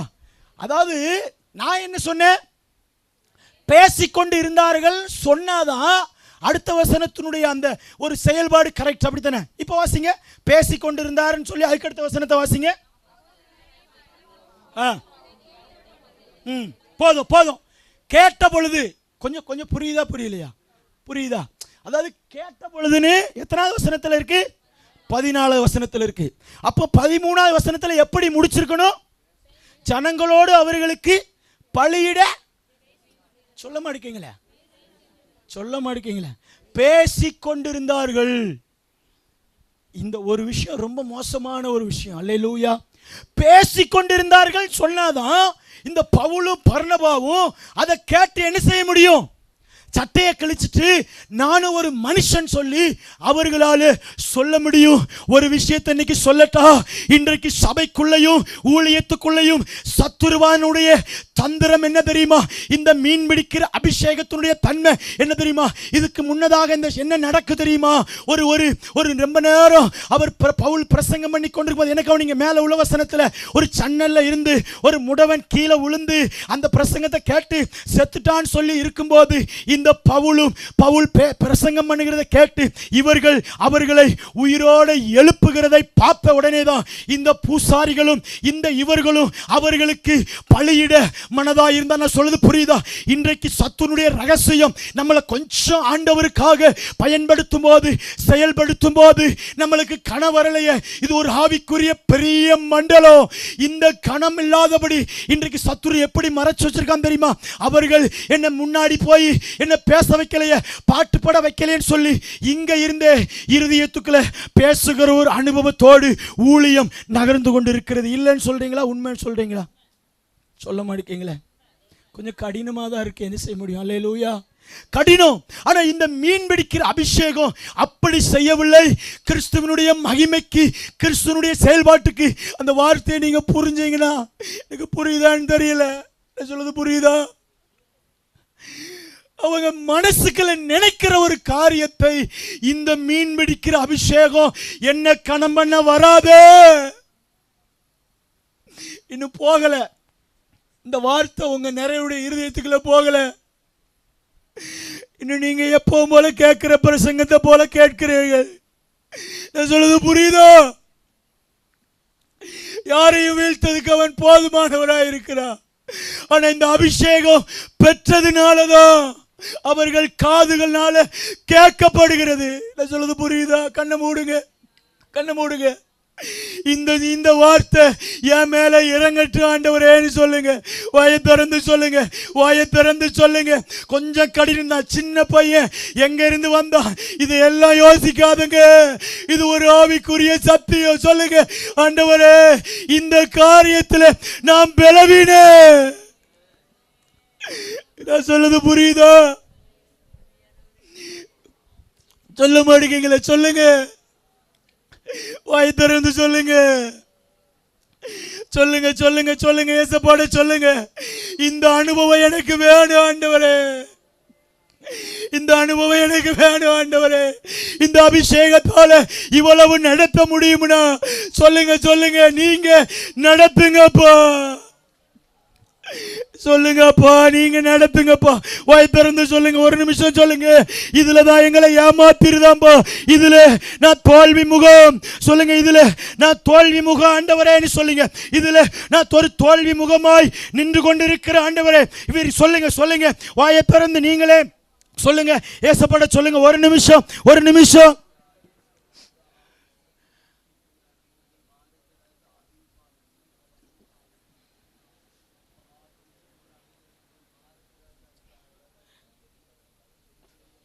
சொல்லுங்க, சொல்லுங்க, சொல்லுங்க, சொல்லுங்க. இந்த மீன் பிடிக்கிற அபிஷேகத்தால் எப்படி நடத்த முடியும்னா நான் ஒரு காரியத்தை சொல்றேன். இதுக்கு பின்பதாக ஒரு அபிஷேகம் அதே 16வது அதிகாரத்தில் சொல்லி இருக்கிறது. பார்க்க வேண்டாம், என்ன கவனிங்க, அது பின்னாடி சொல்லுவேன். அதுக்கு அடுத்து ஒரு அபிஷேகம் வருக போகிறது. அந்த அபிஷேகத்தை தான் இந்த நாளிலே இந்த இடத்துல உங்களுக்கு தர விரும்புகிறார். அதுக்கு முன்பதாக உங்களை ஆயத்தப்படுத்த விரும்புகிறார். கண்களை தருங்க. நான் சொல்றது புரியுதோ? நீங்க நினைக்கிற இயேசு இல்ல, நீங்க பார்க்கிற இயேசு இல்ல. எப்ப கற்றுக் கொடுத்தார் தெரியுமா? கிட்டத்தட்ட ஒரு 10 வருஷத்துக்கு முன்னாடியே தனிப்பட்ட வாழ்க்கையில கற்றுக் கொடுத்தார். என்னோட பயணம் பண்ணின ஒரு சகோதரர், அவர் நல்ல பாட்டு படிப்பார், வொர்ஷிப் பண்ணுவார். என்னுடைய சின்ன வயசு தான், நான் அனுபவத்தை சொல்றேன். அப்படி நான் செய்யும் போதுதான் ஒரு நாள் எனக்கு வேலை எல்லாமே நோட்டீஸ் ஒட்டது, காண கிளீன் பண்றதுதான் என்னுடைய வேலை ஊழியத்தில். ஒரு நாள் சத்துரு என்னுடைய இருதயத்துக்குள்ள வந்துட்டா. படிப்பறிவில்லை, ஒண்ணுமில்லை. ஆனா அவன் ஒரு சின்ன சின்ன வேலைக்கு வருவான். ஆனா முழு வேலையும் ஒரு ஊழிய அரேஞ்ச் பண்ணா உளுந்து உளுந்து செய்வேன். ஆனா பிசாசுடைய வார்த்தை என்ன பிடிச்சிட்டு, இல்ல உனக்கு எந்த தாளந்துமே இல்லை, நீ கடைசி வரைக்கும் சாக்கடைதான் போற, கடைசி வரைக்கும் நீ நோட்டீஸ் தான் ஓட்ட போறங்கிற இந்த சத்தம் மேலோங்க ஆரம்பிச்சுட்டு. நான் சொல்லுகிற அனுபவம் எனக்கு இருக்கலாம். ஆனா சத்துரு உங்களுடைய இருதயத்துக்கு சூழ்நிலைக்கு ஏற்றபடி இப்படி மேற்கொள்வதற்கு அவன் போதுமானவராய் இருக்கிறான். சொல்லுது புரியுதா? கிட்டத்தட்ட உங்களோட ஊழியத்தை எல்லாம் கட்டாயிட்டு அப்போதான் ஒரு நாள் இந்த அப்போஸ்தலர் 14வது அதிகாரத்தை தியானிச்சுக்கிட்டு இருக்கும் போது ஆவியானவர் இந்த காரியத்தை பிரசங்கம் பண்ண இல்லை, என்னுடைய தனிப்பட்ட வாழ்க்கையில கற்றுக் கொடுத்தார். ஏ சிமியோனே, நான் பயன்படுத்தின ஒரு மனுஷன் பேசுகிறத அவன் எப்படி பயன்படுத்துகிறான், உனக்கு ஒரு காலம் வரும், அது வரைக்கும் கேளாதவனை போல அடங்கி இரு. உன்னை பயன்படுகிற அந்த பயன்பாட்டு உன் இருதயத்துக்குள்ள வராதபடி உன்னை உடைச்சி நொறுக்கி நடத்துகிற. அமைதியாயிரு. என்ன வார்த்தை வந்தாலும் உள்ள வராதபடி எதிராளிகள், நான் சொல்லுவேன், சிலர் எங்கேயாவது இப்படி ஆண்டவர் பயன்படுகிற இடத்துல அவர்கள் தம்பி நீ நல்ல பேசுன அப்படி சொன்ன உடனே அந்நிய பாஷையில பேச வைப்பா. ரபா, அந்த வார்த்தை என் இருதயத்துக்குள்ள வராதபடி வெளியே தூர எரிந்து போடுங்க ஆண்டவரே. சொல்லுது புரியுதா? இந்த வசனத்தினுடைய அந்த பயிற்சி. சிலர் சொல்லுவாங்க, நல்லா பேசுனீங்க தம்பி, உள்ள வந்துரும், உள்ள வந்துரும், வர விடாதபடியே இந்த சத்தியம் என்ன தூக்கத்தில் எழும்பி எனக்கு வரவே இல்லைன்னு சொல்லல, இப்பவும் என்ன போராடுகிறான். ஆனா இந்த வார்த்தை இருக்கிறதுனால இதுவரைக்கும் மேற்கொள்ளாதபடி பலப்படுத்துகிறார். அல்லேலூயா. சொல்ல மாட்டேங்களே, அல்லேலூயா. வார்த்தை இல்லாம, அபிஷேகமும் வார்த்தை இல்லாம நிக்க முடியாது. சொல்றது புரியுதா? அந்த வார்த்தை ரகசியம். தற்காக்கணும் வேலை செய்கிற இடங்கள்ல நான் ஊழியர் கிடையாது, முழு நேரம் எனக்கு உண்டான சில மகிமை வராதபடி, சில கணம் இல்லாத நேரத்தில் சத்துருவானவன் வந்து நெருங்கும் போது இந்த வார்த்தை அதை மேற்கொள்ளும். அல்லேலூயா, அல்லேலூயா. அபிஷேகம் வரம் அதெல்லாம் இரண்டாவது, நம்மளை நடத்தக்கூடிய இந்த அபிஷேகம், இந்த அபிஷேகம் தான் இந்த அப்போஸ்தலர்களை நடத்த போதுமானவராய் இருந்தார். அல்லேலூயா, அல்லேலூயா, அல்லேலூயா. இந்த மீன் பிடிக்கிற அபிஷேகத்தினுடைய தாக்கம் வேற விதம். அதனாலதான் 3000 லட்சம் பாருங்க, 5000 திரளான ஜனங்கள் புருஷர்கள் சொல்லி வேக வேகமாய் கடந்து போய் கொண்டிருக்கிறது. இப்படி நடந்து கொண்டிருக்கிற சூழ்நிலைகள்ல இப்ப நீங்க கவனிங்க, இப்படி வேகமாய் இந்த தேவனுடைய ராஜ்யம் பலமாய் வேகமாய் கடந்து கொண்டிருக்கிறது. இன்றைக்கு வரைக்கும் நான் ஒரு காரியத்தை சொல்றேன், இன்றைக்கு வரைக்கும் இந்த அபிஷேகத்தினுடைய தாக்கம் தான் நடந்து கொண்டிருக்கிறது. ஆனா இன்றைக்கு ஒரு சின்ன மாற்றத்தை உண்டாக்க போதுமானவராய் இருக்கிறார். சொல்றது உங்களுக்கு புரியுதா? இப்போ கால போக்கில் போக போக இந்த அபிஷேகத்தினுடைய தாக்கம், இந்த அப்போஸ்தலர் நடவடிக்கை அடுத்து இவர்கள் மரித்த பின்பு வேகமாய் போற, இப்படி போக போக போக இந்த கிறிஸ்தவம் ரட்சிப்பு இப்படிப்பட்ட தூதர்கள் எல்லாம் எங்க போகுது அப்படின்னா அரசியலுக்குள்ள போகும்போது இது எல்லாம் முடக்கப்பட்டு விடுகிறது. எங்க போகிறது தெரியுமா? ரோம அரசாங்கத்துக்கிட்ட. கொஞ்சம் கவனிங்க, கிபி 300 பாருங்க, ஒரு ராஜா வருகிறார். ரோம ராஜ்யம் கிறிஸ்துவுக்கு அகைன்ஸ்டாய் போக ஆரம்பிக்கிறது. எல்லாம் பாருங்க, அவங்க தான் பல காரியத்தை செஞ்சாங்க. அப்போ அவர் அப்படி செய்து கொண்டிருக்கும் போது ரோம ராஜ்யம் அன்றைக்கு பெரிய ராஜ்யமா இருந்ததுனால அவர்கள் ராஜ்யம் கொஞ்சம் கொஞ்சமா வீழ தொடங்கினது. இப்ப எல்லாரும் என்ன கவனிங்க, கொஞ்சம் கவனிங்க, இந்த கிறிஸ்துவனுடைய அந்த மாற்றம் எப்படி மாறணும்னு சொல்லி ஒரு சின்ன காரியம் சொல்றேன். அப்படி கொஞ்சம் கொஞ்சமாய் வீழ தொடங்கும் போது அந்த ராஜா அந்த உப்பரிக்கின் மேல அப்படி உலாவும் போது ஒரு சின்ன சிலுவை அடையாளம் தெரிஞ்ச உடனே அந்த ராஜா அவருடைய யுத்த வீரர்கள் எல்லாருக்குள்ளும் அந்த சிலுவையை கொடுத்து யுத்தம் பண்ண போகிறார்கள். அந்த யுத்தத்தில் வெற்றி பெறுகிறார்கள். கொஞ்சம் கவனிங்க, அப்படி வெற்றி பெறும்போது இந்த ராஜா இந்த கிறிஸ்தவத்தினுடைய மதத்தை எப்படியாவது இந்த நம்ம தேசத்துக்குள்ள கொண்டு வந்துடும் சொல்லி இந்த ராஜா நினைக்கும் போது அங்க இருக்கிற மந்திரிமார்கள்லாம் கூப்பிட்டு பேசும்போது அந்த மந்திரிமார்கள் சொல்றாங்க, நீர் அவர் இரட்சகர் ஆவியில் இருக்கிறார், அனலா இருக்கிறான்னு சொன்னா சொல்ல மாட்டாங்க. ஏன்னா எல்லாருமே சிலை வழிபாடு உள்ளவர்களா இருக்கிறதுனால இப்படி நீங்க கொண்டு போனீங்கன்னா உங்க ராஜ்யம் இழந்துரும் சொல்லி இன்றைக்கு ஒரு பெரிய திரள் கூட்ட ஜனங்கள் இயேசு கிறிஸ்தவர்கள் சொல்லுகிற ரோமன் கத்தோலிக்கத்தை சேர்ந்தவர்கள் இன்றைக்கு மெஜாரிட்டியா இருக்கிறது. இவர்கள் தான் உலகம் முழுவதும் இருக்கிற. சொல்றது புரியுதா? நான் சொல்றது உங்களுக்கு புரியுதா? அப்படி இவர்களுக்குள்ள எப்படி பிசாசு உள்ள வார அப்படி போகும்போது இந்த காரியம் நடக்கும்போது அப்ப அவங்க வணங்கின அந்த தெய்வம் இருக்கு பாத்தீங்களா, அவங்க வணங்கின அந்த சிலை வழுக்கும். இப்ப நீங்க ஒரு குழந்தைய கையில வச்சிருக்க மாதிரி மரியாதை இருக்கு பாத்தீங்களா? பார்த்திருக்கீங்களா? பார்க்கலையா? பார்த்திருக்கீங்களா? இது எப்படி உள்ள வந்துச்சுன்னா ரோமர்கள் அன்றைக்கு அவர்களுடைய சிலை வழிபாட்டினுடைய செயல்பாடு. அப்ப இதை எப்படி கொண்டு வரணும் அப்படின்னா அங்க இயேசு ஒருத்தர் இருக்கிறார், அங்க அவர்களுடைய அம்மா இருக்கு, அவர்களை தூக்கி இந்த சிலுவைக்கு இந்த சிலைக்குள்ள போடுன்னு சொல்லி அன்றைக்கு இந்த கிறிஸ்தவத்தை சத்துருவானவன் டேன் பண்ண ஆரம்பிக்கிறான்.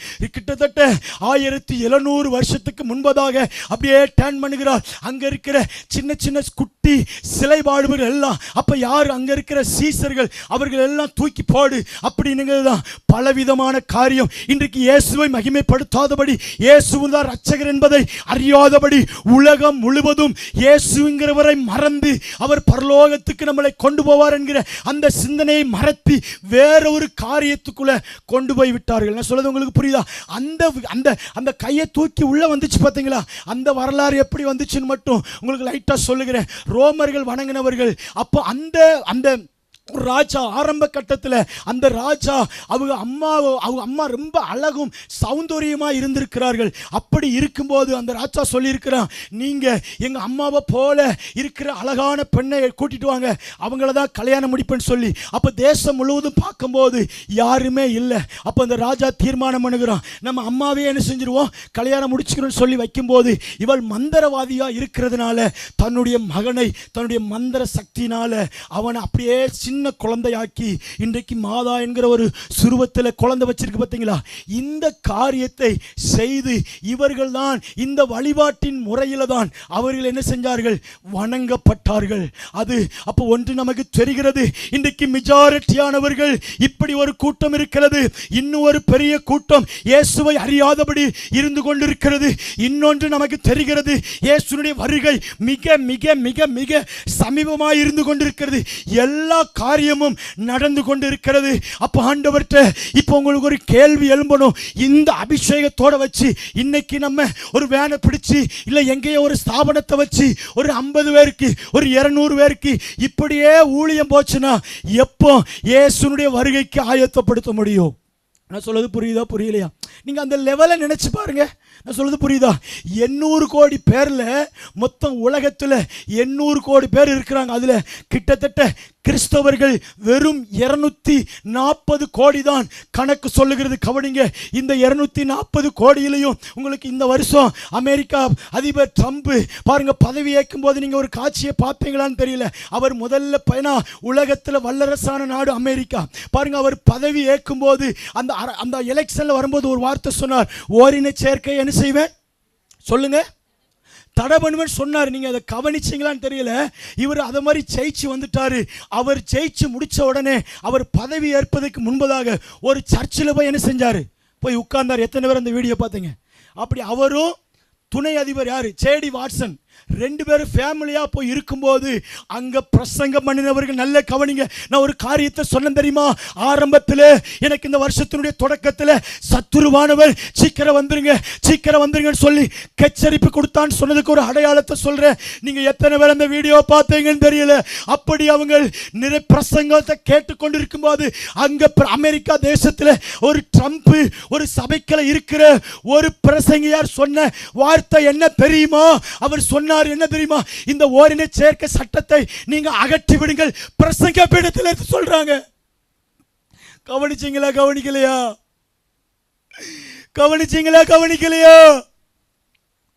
எத்தனை பேர் அந்த நியூஸை பார்த்தீங்கன்னு தெரியல. இப்ப இயேசு வந்தா எத்தனை பேரை எடுத்துக்கொள்ளப்பட முடியும்? நீங்க பிராக்டிகலா யோசித்து பாருங்க. ஒரு அமெரிக்கா தேசத்துல ஒரு சபை, அந்த வீடியோ பார்த்தீங்களா? பார்த்தவங்க கொஞ்சம் கை தூக்குங்க.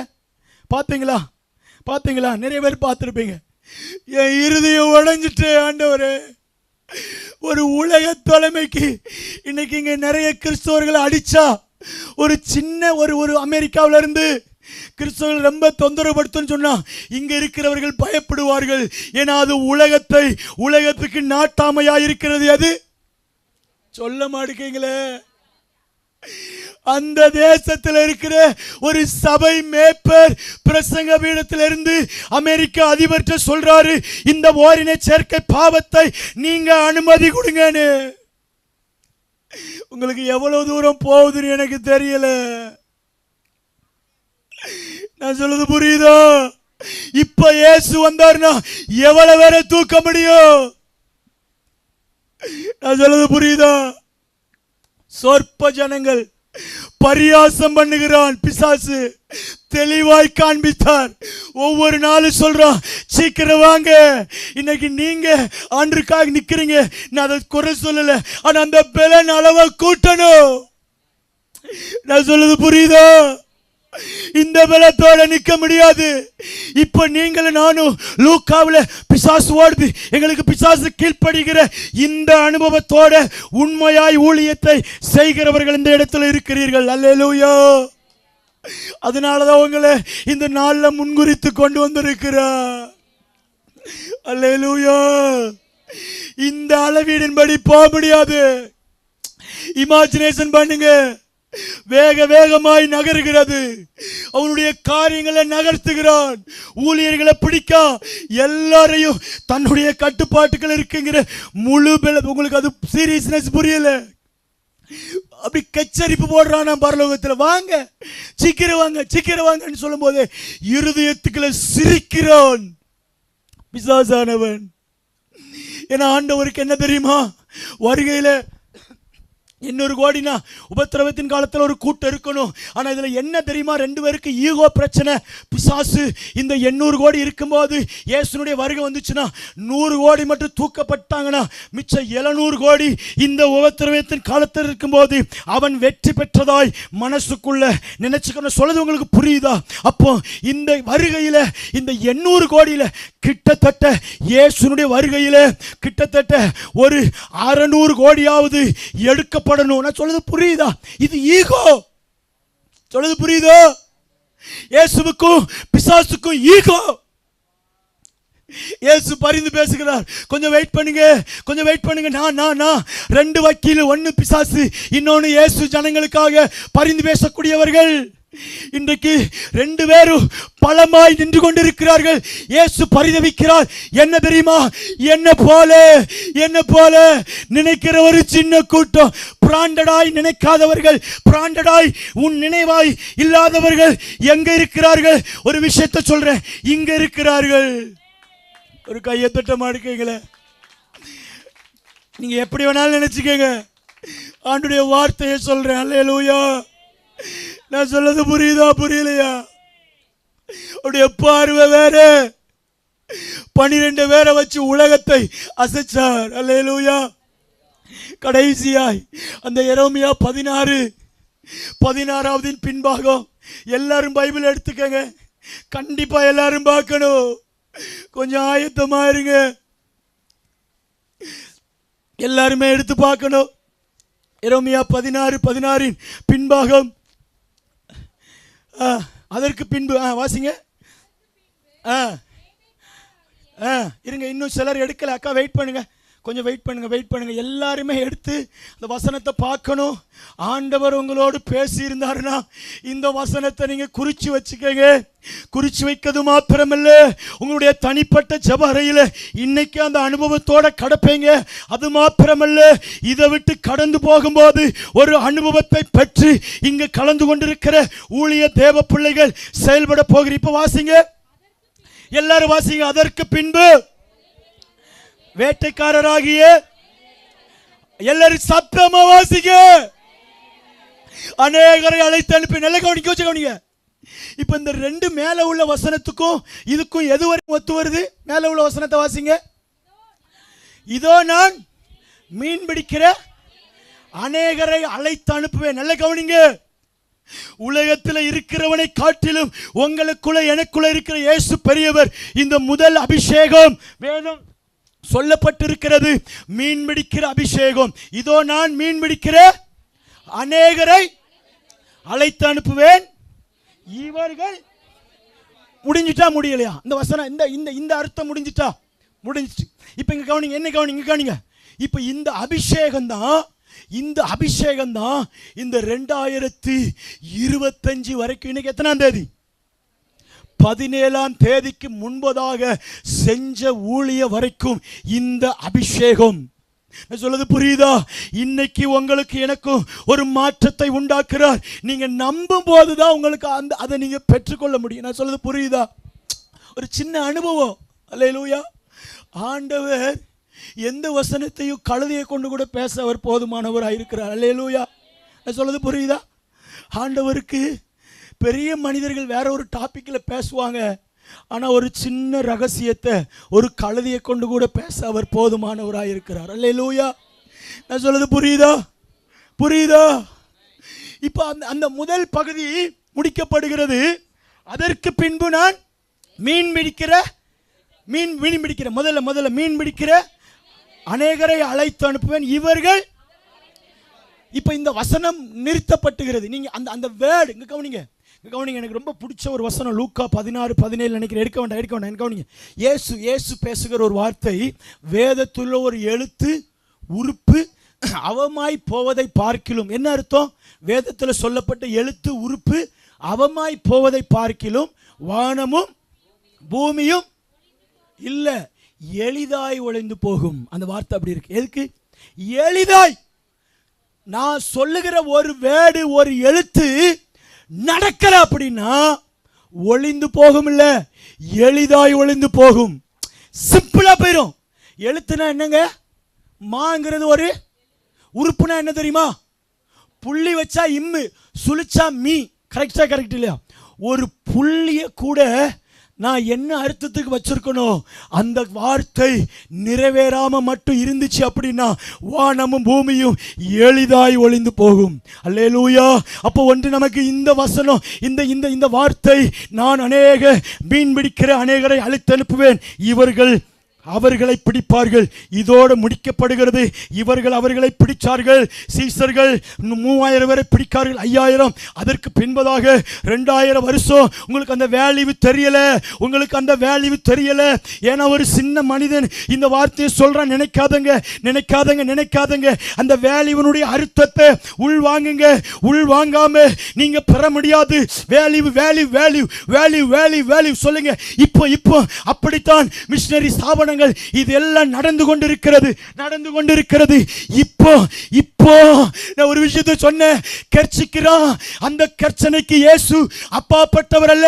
அவர் சொல்லுகிறார், வானம் எனக்கு சிங்காசனமும் பூமி எனக்கு பாதபடியும். சிலர் பெற்றுக்கொள்ளாம விடக்கூடாது. சொல்லுங்க. அவ்வளவு பெரிய ஆண்டவர் இன்னைக்கு அவருக்கு முன்பதாக கர்ச்சரிக்கிறான். இன்றைக்கு அவர் ஒரு சாதாரண மீன் பிடிக்கிற அபிஷேகத்தோடு கிராமத்தில் போய் பேரை கொடுத்த அதை கொடுத்தவங்கிறதோட முடிச்சு அவருடைய வருகையை ஒரு சின்ன கூட்டத்தை கொண்டு போய் பரலோகத்தை நிரப்புவதற்காக அவர் இருக்கிறார். எத்தனை பேருக்கு புரியுதுன்னு தெரியல. உங்க ஆண்டவருடைய வல்லமை என்னன்னு தெரியுமா? எப்பேற்பட்ட ராஜ்யத்தையும் இந்த மீன் பிடிக்கிற அபிஷேகம் எதிர்த்து போராட பலம் உள்ளது. நான் சொல்றது புரியுதா? இந்த அபிஷேகத்தினுடைய தாக்கத்தோடு வந்த தோமா கிட்டத்தட்ட 30 பேருக்கு மேல உயிரோட எழுப்பி இருக்கிறார். நான் சொல்றது புரியுதா? அதெல்லாம் சொல்ல எனக்கு இப்ப நேரம் இல்லை. இந்த அபிஷேகத்தினுடைய செயல்பாடு அது அப்படிதான் வந்து கொண்டே இருக்கும், செயல்பட்டு கொண்டிருக்கும். இப்போ அதற்கு பின்பு எல்லாரும் சேர்ந்து வாசிங்க. அதற்கு பின்பு நான்ங்கிறது யாரு சொல்லுங்க? நான்ங்கிறது யாரு? கர்த்தர். நான் என்ன செய்வார்? அதற்கு பின்பு நான் அநேக வேட்டைக்காரராகிய அநேகரை. இங்க கவனிங்க, கொஞ்சம் கவனிங்க. இப்போ முதல் வசனம் அங்கே எப்படி சொல்லிச்சு? அநேகரை அழைத்து அனுப்பி இவர்கள் அவர்களை பிடிப்பார்கள். அப்போ எப்படி இருந்திருக்கணும் இந்த வார்த்தை? அநேகரை அழைத்து அனுப்பி இவர்கள் அவர்களை பிடிப்பார்கள். அப்படித்தானே? இந்த வேட்டைக்கார அபிஷேகம் பெற்றவர்கள் இன்றைக்கு இருக்கிற கிறிஸ்தவர்கள், இன்றைக்கு இந்த ரோமன், இப்படி பல காரியங்களை இந்த கிறிஸ்துவை அறியாதவர்கள், கிறிஸ்துதான் மெய்யான இரட்சகர் என்பதை அறியாத ஜனங்கள் இவர்களை பிடிப்பார்கள். அப்படித்தானே போட்டிருக்கணும். நான் சொல்றது புரியுதா? ஏன்னா முதல் பகுதி எப்படி போட்டிருக்கு? இவர்கள் அவர்களை பிடிப்பார்கள். அப்ப வேட்டைக்காரனுக்கு உண்டான அபிஷேகம் எப்படி இருக்கணும்? இவர்கள் அவர்களை அப்படித்தானே போட்டிருக்கணும். ஆனா இது இங்க கவனிங்க. இந்த மீன் பிடிக்கிற அபிஷேகம் நல்ல என்ன இப்ப கவனிங்க. கொஞ்சம் கடினமா இருக்கு. என்ன கவனிங்க, முடிக்க போறேன். இந்த மீன் பிடிக்கிற அபிஷேகம் இயேசுவை இரட்சகராய் குழந்தை ரூபத்தில் காண்பிப்பதற்கு இவர்கள் அவர்களை பிடிச்சா போதும். இப்போ இந்த வேட்டைக்காரனுக்கு உண்டான அபிஷேகம் இவர்கள் அவர்களை பிடிச்சா வேல்யூ இருக்காது. ஏன்னா அவர் வரப்போகிறவர் ராஜாவை யூத சிங்காசனத்தில் ராஜாவை சில நிமிடங்களில் வந்து கொண்டு வேகமாய் போகிறதுனால இவர்கள் அவர்களை பிடிப்பார்னு சொல்லல. இப்ப அதை வாசிங்க. இவர்கள் எல்லா மலைகளும், இங்க கவனிங்க, எல்லா மலைகளும் அந்த வார்த்தையை மென்ஷன் பண்ணுங்க. எல்லா மலைகள் என்ன தெரியுமா? மலை போல உயர்ந்திருக்கிற ராஜாக்களையும் மலை போல நின்று கொண்டிருக்கிறவர்கள். அதுக்கடுத்து மறுபடியும் எல்லாம் வருது பாருங்க. அந்த வார்த்தையை விடக்கூடாது. எல்லா குன்றுகளிலும் கண்மலையின் வெடிப்புகளிலும் வேட்டையாடுவார்கள். நான் சொல்றது எத்தனை பேருக்கு புரியுது? இன்றைக்கு ஒரு காரியத்தை சொல்லுகிறார். இந்த வேட்டைக்காரனுக்கு உண்டான அபிஷேகம் இந்த இடத்தை விட்டு கடந்து போகும்போது அநேக மலைகள் குன்றுகள்ல இருக்கிறவர்களை வேட்டையாட போகிறீர்கள். கரங்களை தட்டி கரங்களை தட்டுங்க. என்ன பார்க்க கூடாது. விடாதங்க.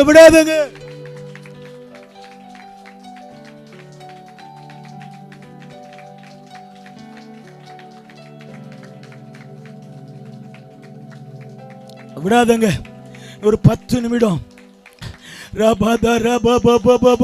விடாதங்க விடாதங்க விடாதங்க. ஒரு அபிஷேகம் ஒரு சின்ன இடத்துல இருந்து இந்த வேட்டைக்காரனுக்கு உண்டான அபிஷேகம். விடாதங்க விடாதங்க. சிலர் மேல அந்த அபிஷேகம், சிலர் மேல அந்த அபிஷேகம்.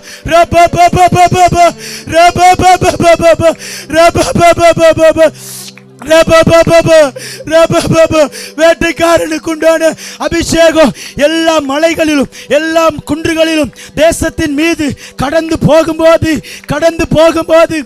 கன்ஃபார்ம் பண்ணார். ஆண்டவரே, 2 பிரசங்கத்தை தேர்ந்தெடுத்தேன். இதை பேசுவதற்கு எனக்கு ஆசையே இல்லை. நீங்க ஒரு வார்த்தை சொன்னீங்களா, இந்த மீட்டிங் முடிஞ்ச உடனே தேசம் முழுவதும் கடந்து போறேன்னு சொன்னீங்களா, அப்பதான் கன்ஃபார்ம் பண்ணார். முதல் பாத்திரம். அப்பதான் ஆவியானவர் சொன்னார், இதை பேசு. இவர்கள் நம்ம தேசத்துல எல்லா இடங்களிலும் போகிற இடங்கள்ல, கால் மிதிக்கிற இடங்கள்ல இந்த வேட்டைக்காரனுக்கு உண்டான அபிஷேகம். அந்த உடனே ஏசப்பா சொன்னாரு, என்ன தெரியுமா, நம்பினாலும் சரி நம்பலனாலும் சரி, எப்படி இயேசுனுடைய வருகைக்கு யோவான் ஆயத்தப்படுத்தினாரோ அதே போல இந்த வேட்டைக்காரனுக்கு உண்டான அபிஷேகம் அநேக மிஷனரி ஸ்தாபனங்கள் தேசத்தில் பற்றி பிடிப்பதற்கு உங்களை ஆயத்தப்படுத்த போகிறார். நம்பினாலும் சரி நம்பலனாலும் சரி, ஆவியானவர் சொன்னதை சொல்றேன், பெற்றுக்கொள்ளுங்க விசுவாசத்தோடு. எந்தெந்த பட்டணங்கள் கிராமங்களுக்கு கால் வைக்கிறீர்களோ அந்த அபிஷேகத்தை யோவானை போல ஆயத்தப்படுத்துகிறீர்கள்.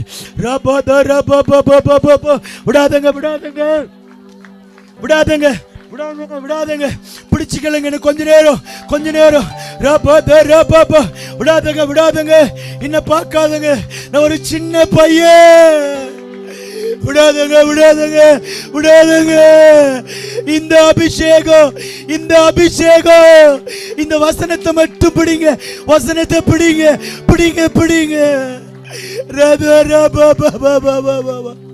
விடாதங்க. பிடிங்க. வாயை திறந்து கேளுங்க. இன்னும் கொஞ்ச நேரம். இன்னும் கொஞ்ச நேரம். விடாதங்க. பிராம போக கூடாது.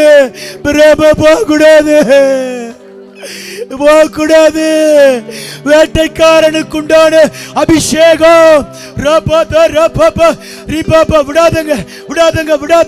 விடாதங்க. யாரா இருந்தாலும் உங்க இருதயத்தை கொஞ்சம் விட்டு கொடுங்க.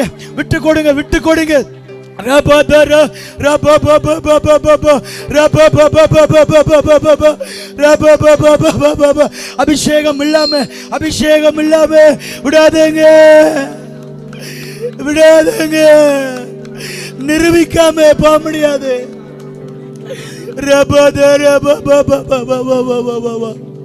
விடாதங்க. ஒரு அனுபவம் இல்லாம விட்டுறாதங்க.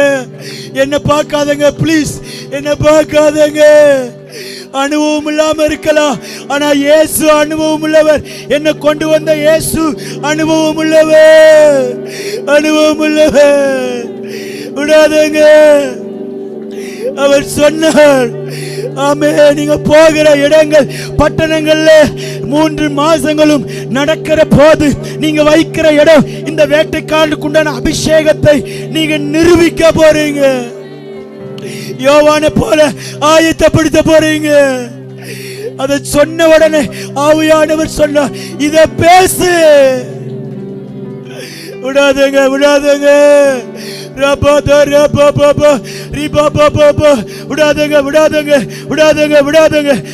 ஜெபம் பண்ணுங்க. இயேசுவோடு கேளுங்க. விடாதங்க. பவுல போல இமேஜினேஷன் சொல்லுங்க. இந்த மீன் பிடிக்கிற அபிஷேகத்தை இந்த அப்போஸ்தலர் நடவடிக்கை மூலமாய் நடந்ததை காண்பிக்கிறது.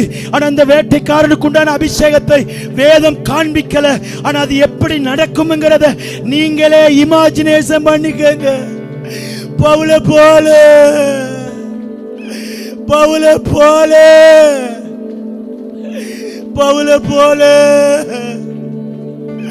விடாதங்க. ப்ளீஸ் என்ன பார்க்காதங்க. இன்னைக்கு இதை பெறாம கடக்க கூடாது. சொல்லுங்க, வயசானவங்க யாரா இந்த விடாதங்க. உங்க சபையில பட்டணத்துல இந்த அபிஷேகம் உங்களுடைய அறிவுக்கு எட்டாத ஒரு விஷயம். நீங்க இந்த ஜெபம் முடிச்ச உடனே வேதத்தை போய் பாருங்க. வெளிப்படுத்தது விசேஷத்தில் கடைசி வசனம் ஆமென் சொல்லி முடிக்கப்படுகிறது. ஆனா இந்த அப்போஸ்தலர் நடவடிக்கைகள் ஆமென் சொல்லல, அநேக கிரியைகளை நடப்பித்தார்கள் சொல்லுது. அப்ப அப்போஸ்தலர் நடவடிக்கை புஸ்தகம் இனியும் தொடரும். நீங்க வேணாலும் சந்தேகத்துக்கு உங்க வேதத்தை எடுத்து போய் பாருங்க. ஏன்னா வெளிப்படுத்தல் விசேஷம் உலகத்துல என்ன நடக்க போகுதுங்கிறத காண்பித்ததுனால கடைசி வசனம் ஆமென் சொல்லி முடிக்கப்படுகிறது. ஆனா அப்போஸ்தலர் நடவடிக்கையின் கடைசி வசனம் 28வது அதிகாரத்தின் கடைசி வசனத்தை நீங்க சந்தேகம்னா இதை முடிஞ்ச பிறகு கூட எடுத்து பாருங்க. அநேக கிரியைகளை நடப்பித்தார்கள், அதுல ஆமென் வராது. என்ன அர்த்தம்? அப்போஸ்தலர்கள் நடந்ததை, அப்போஸ்தலர் புஸ்தகத்தில் நடந்தது போல இன்னும் தொடர போகிறது. ஆனா அது எப்படி தொடரும் தெரியாது. ஏன்னா அந்த மீன் பிடிக்கிற அபிஷேகத்தினுடைய அந்த கடந்ததைத்தான் நடந்ததைத்தான் இந்த அப்போஸ்தலர் புத்தகத்தில் எழுதியிருக்கிறது. இந்த வேட்டைக்காரனுக்கு உண்டான அபிஷேகத்தினுடைய அந்த காரியத்தை வேதம் எழுதல, ஆனா முன்வோட்டமாய் எப்படி நடக்கும்ங்கிறத எழுதியிருக்கிறார். விடாதங்க விடாதங்க. இன்னும் 2 நிமிஷம் முடிக்க போறேன். Radaraba, Oriba Kaladaraba Baba, Oriba Kalaba, Ribaba. சொல்லுங்க. இன்னும் முடிக்க 2-3 நிமிஷத்துல விடாதங்க. இந்த அபிஷேகத்தை பெறாம விடாதங்க. ஒரு அனுபவம் விடாதங்க. வேட்டைக்காரனுக்கு உண்டான அபிஷேகம்.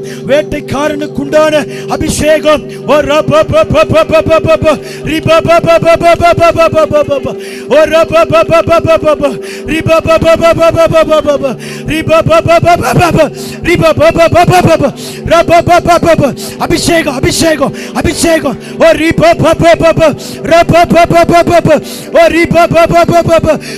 சொல்லுங்க விடாதங்க.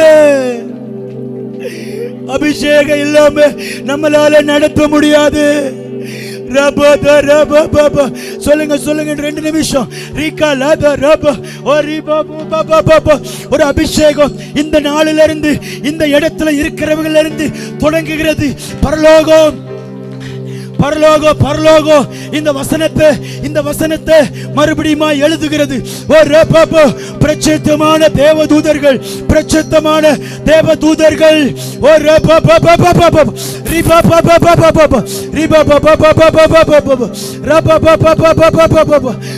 விடாதங்க. ஒரு பெற்றுக்கொண்ட ஒரு அனுபவம். விடாதங்க. இது ஒரு மேல் வீட்டு அனுபவம். விடாதங்க. கடைசி 2 நிமிஷம். நீங்க அபிஷேகம் என்கிற அந்த போர்வையை மாற்றி இது ஒரு புது விதமான அபிஷேகம்.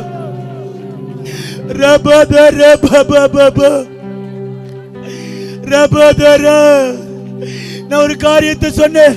ஒரு சுவிசேஷகர் அவங்க அடிக்க வந்துருவாங்கன்னு சொல்லும் போது நான் வெளியே ஒடியாந்துட்டேன்னு சொன்னேன் பாத்தீங்களா?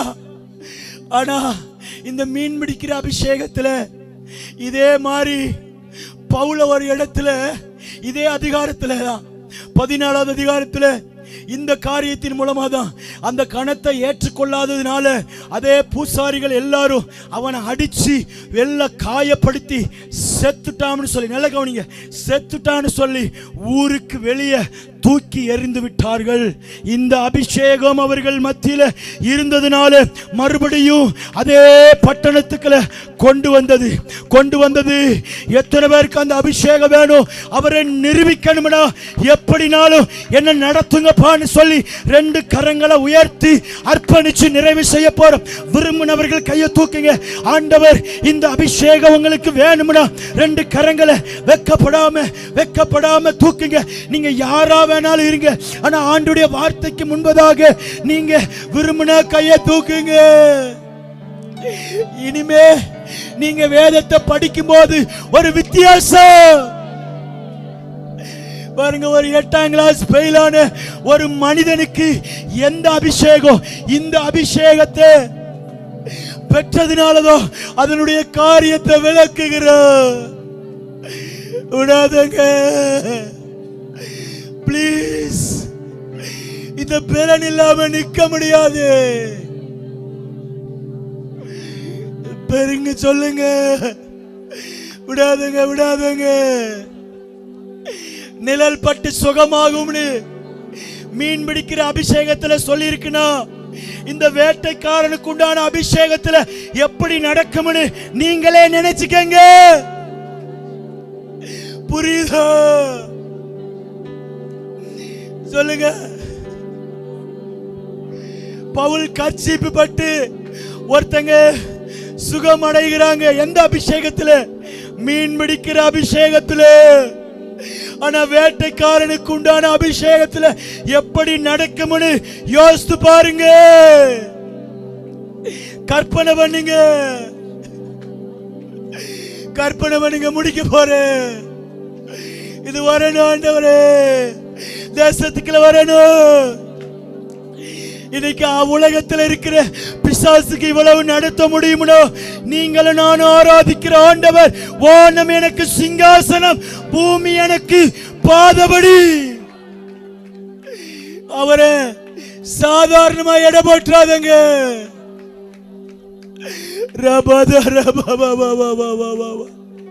முடிக்க போற, முடிக்க போற. சொல்லுங்க ஆண்டவரே, சொல்லுங்க சொல்லுங்க சொல்லுங்க சொல்லுங்க. இனிமேல் என்ன வித்தியாசமா நடத்துங்கப்பா. சொல்லுங்க. இது போதாது, நான் சொல்றேன், உங்க மூலமா தான் ஆரம்பம். விடாதங்க. இன்னும் ஒரு நிமிஷத்துல முடிக்க போறேன், ஒரு நிமிஷத்துல முடிக்க போறேன். இன்னும் இன்னும் இன்னும் இன்னும் சொல்லுங்க சொல்லுங்க. நீங்க வேதத்தை தியானிக்கும் போது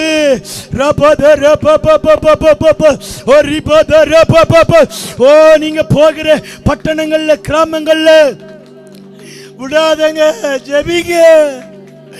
பாருங்க, பவுல் ஒரு இடத்துக்குள்ள போகும்போது பிசாசு பவுலை பார்த்து பயப்படுகிறது. மற்ற ஊழியர்கள் ஒரு சிலர் போகும்போது பவுலையும் தெரியும், பர்னபாவையும் தெரியும்னு பிசாசு சொல்றது. சொல்லுங்க சொல்லுங்க. நீங்க போகிற கிராமங்களுக்குள்ள இவனை தெரியும்ங்கிற ஒரு பயம் பிசாசுக்கு உண்டாக்கணும். அது அபிஷேகங்க, உங்க அழைப்பு கிடையாது. பாஸ்டர் என்கிற அழைப்புங்கிறதுல இல்ல, சுவிசேஷகர் என்கிற அழைப்பு இல்ல. அது ஒரு சின்ன ஒரு அழைப்பு. ஆனா அதுக்கு அடுத்து போஸ்டிங் கூடிக்கொண்டே இருக்கணும். அந்த அனுபவத்தை கடந்து ஆவிக்குரிய அனுபவத்துக்குள்ள போகும்போதுதான் ஒரு அசைவு. சும்மா 10 பேரை வச்சு கூடி ஆராதிக்கிறது ஆரம்பம் 10 பேரா இருக்கலாம். ஆனா போக போக போக 500 மாறணும். அதுக்கு ஒரு அபிஷேகம். அது உங்க மூளைக்கு எட்டாத அபிஷேகம். அது உங்க மூளைக்கு எட்டாத ஒரு அனுபவம். அந்த மூளை, அந்த அனுபவத்தை உங்க உங்க உங்க உங்களுக்கு அழைப்ப வச்சு எந்த விதத்திலும் நீங்க அதை நிதானிக்க முடியாது. அது கற்பனைக்கு எட்டாத ஒரு காரியம். நீங்க நிதானிச்சிட்டீங்கன்னா நீங்க இயேசுவை உங்க கண்ட்ரோலுக்குள்ள வச்சிருவீங்க. அது உங்க அறிவுக்கு எட்டாத ஒரு விஷயம். 12 சீசர்ல ஒருத்தருக்கு கூட நிரந்தரமான மரணம் கிடையாது. எது? இன்னொரு சீசரை உயிரோட தோலை விரிச்சாங்க. நீங்க அதை கற்பனை பண்ணுங்களேன். அந்த அபிஷேகமே அப்படி இருந்துச்சுன்னா இன்னொரு அபிஷேகம் இந்த பூமியில பற்றி பிடிக்க போகிறது. அது எப்படி நடக்கும்? அப்படி நடந்தாத்தா இயேசு ராஜாதி ராஜாவாய் வரும்போது 800 கோடி இருந்தால் கிட்டத்தட்ட ஒரு 600 கோடியாவது தூக்கணும். நான் சொல்றது புரியுதா புரியலையா? அப்ப அவ்வளவு வேகமாய் ஊழியம் செய்யணும். அதிகாரம் சிறைச்சாலைக்குள்ள வைக்கலாம், தூக்கி வெளியே கொண்டு வரணும். பேதுருவை போல தூக்கி கொண்டு வரணும். இந்த மீன் பிடிக்கிற அபிஷேகம் ஒரு நிழலாட்டம். இந்த வேட்டைக்காரனுக்கு உண்டான அபிஷேகம் பின்வருகிற காரியம். கடைசியா சொல்றேன், நீங்க வேணாலும் முடிச்ச உடனே எடுத்து பாருங்க. வெளிப்படுத்தல் விசேஷம் கடைசி அதிகாரம். ஆனா கர்த்தராகிய இயேசுவின் நாமத்தினாலே ஆமென் சொல்லி யோவான் முடிக்கிறார். ஆனா இந்த அப்போஸ்தலர் நடவடிக்கையில 28வது அதிகாரம் 28வது வசனத்தில் இன்னும் அநேக கிரியைகளை நடப்பித்தார்கள். அப்போ அது தொடர போகிறது. எது வரைக்கும் தெரியுமா? வேதம் எழுதியிருக்கிறது. மீன் பிடிக்கிற அபிஷேகத்தினுடைய அந்த தாக்கத்தை இந்த வேதம் எழுதியிருக்கிறது. கண்களை மொழிங்க, கண்களை முழிச்சு பாருங்க. நான் சொல்லுது புரியுதா? சந்தேகம்னா நீங்க அந்த பைபிளை எடுத்து பாருங்க. ஒரு நிமிஷம் முடிச்சு பாருங்க, முடிக்க போற சொல்லுங்க. வெளிப்படுத்தல் விசேஷத்தை எடுத்து பாருங்க, கடைசி வசனத்தை பாருங்க. கர்த்தராகிய இயேசு கிறிஸ்துவினாலே இருப்பதாக. ஆமென், முடிஞ்சிச்சு. ஏன்னா அது எல்லா காரியங்களையும் காண்பிக்கிறது. நீங்க அப்போஸ்தலர் 28 கடைசி வசனத்தை வாசிங்க. ஜெபமணி முடிக்க போற சொல்லு, கடைசி வசனத்தை வாசிங்க. நல்ல நல்ல எல்லாரும் கொஞ்சம் எல்லாரும் எடுத்துட்டீங்களா? முடிக்க போறேன், அது சொல்லி முடிக்க போறேன். ஏவுனதுனால சொல்றேன், அவ்வளவுதான். 2 நிமிஷம். எல்லாரும் நீங்க அந்த வெளிப்படுத்துதல் பாருங்க. ஆமென் அப்படின்னு சொல்லி முடிச்சிட்டாரு. ஆனா 28 கடைசி வசனம் எல்லாரும் எடுத்துட்டீங்களா? எல்லாரும் வாசிங்க. மிகுந்த தைரியத்தோடு இன்னொரு தடவை 3 தடவை சொல்லணும். இன்னொரு தடவை கடைசி.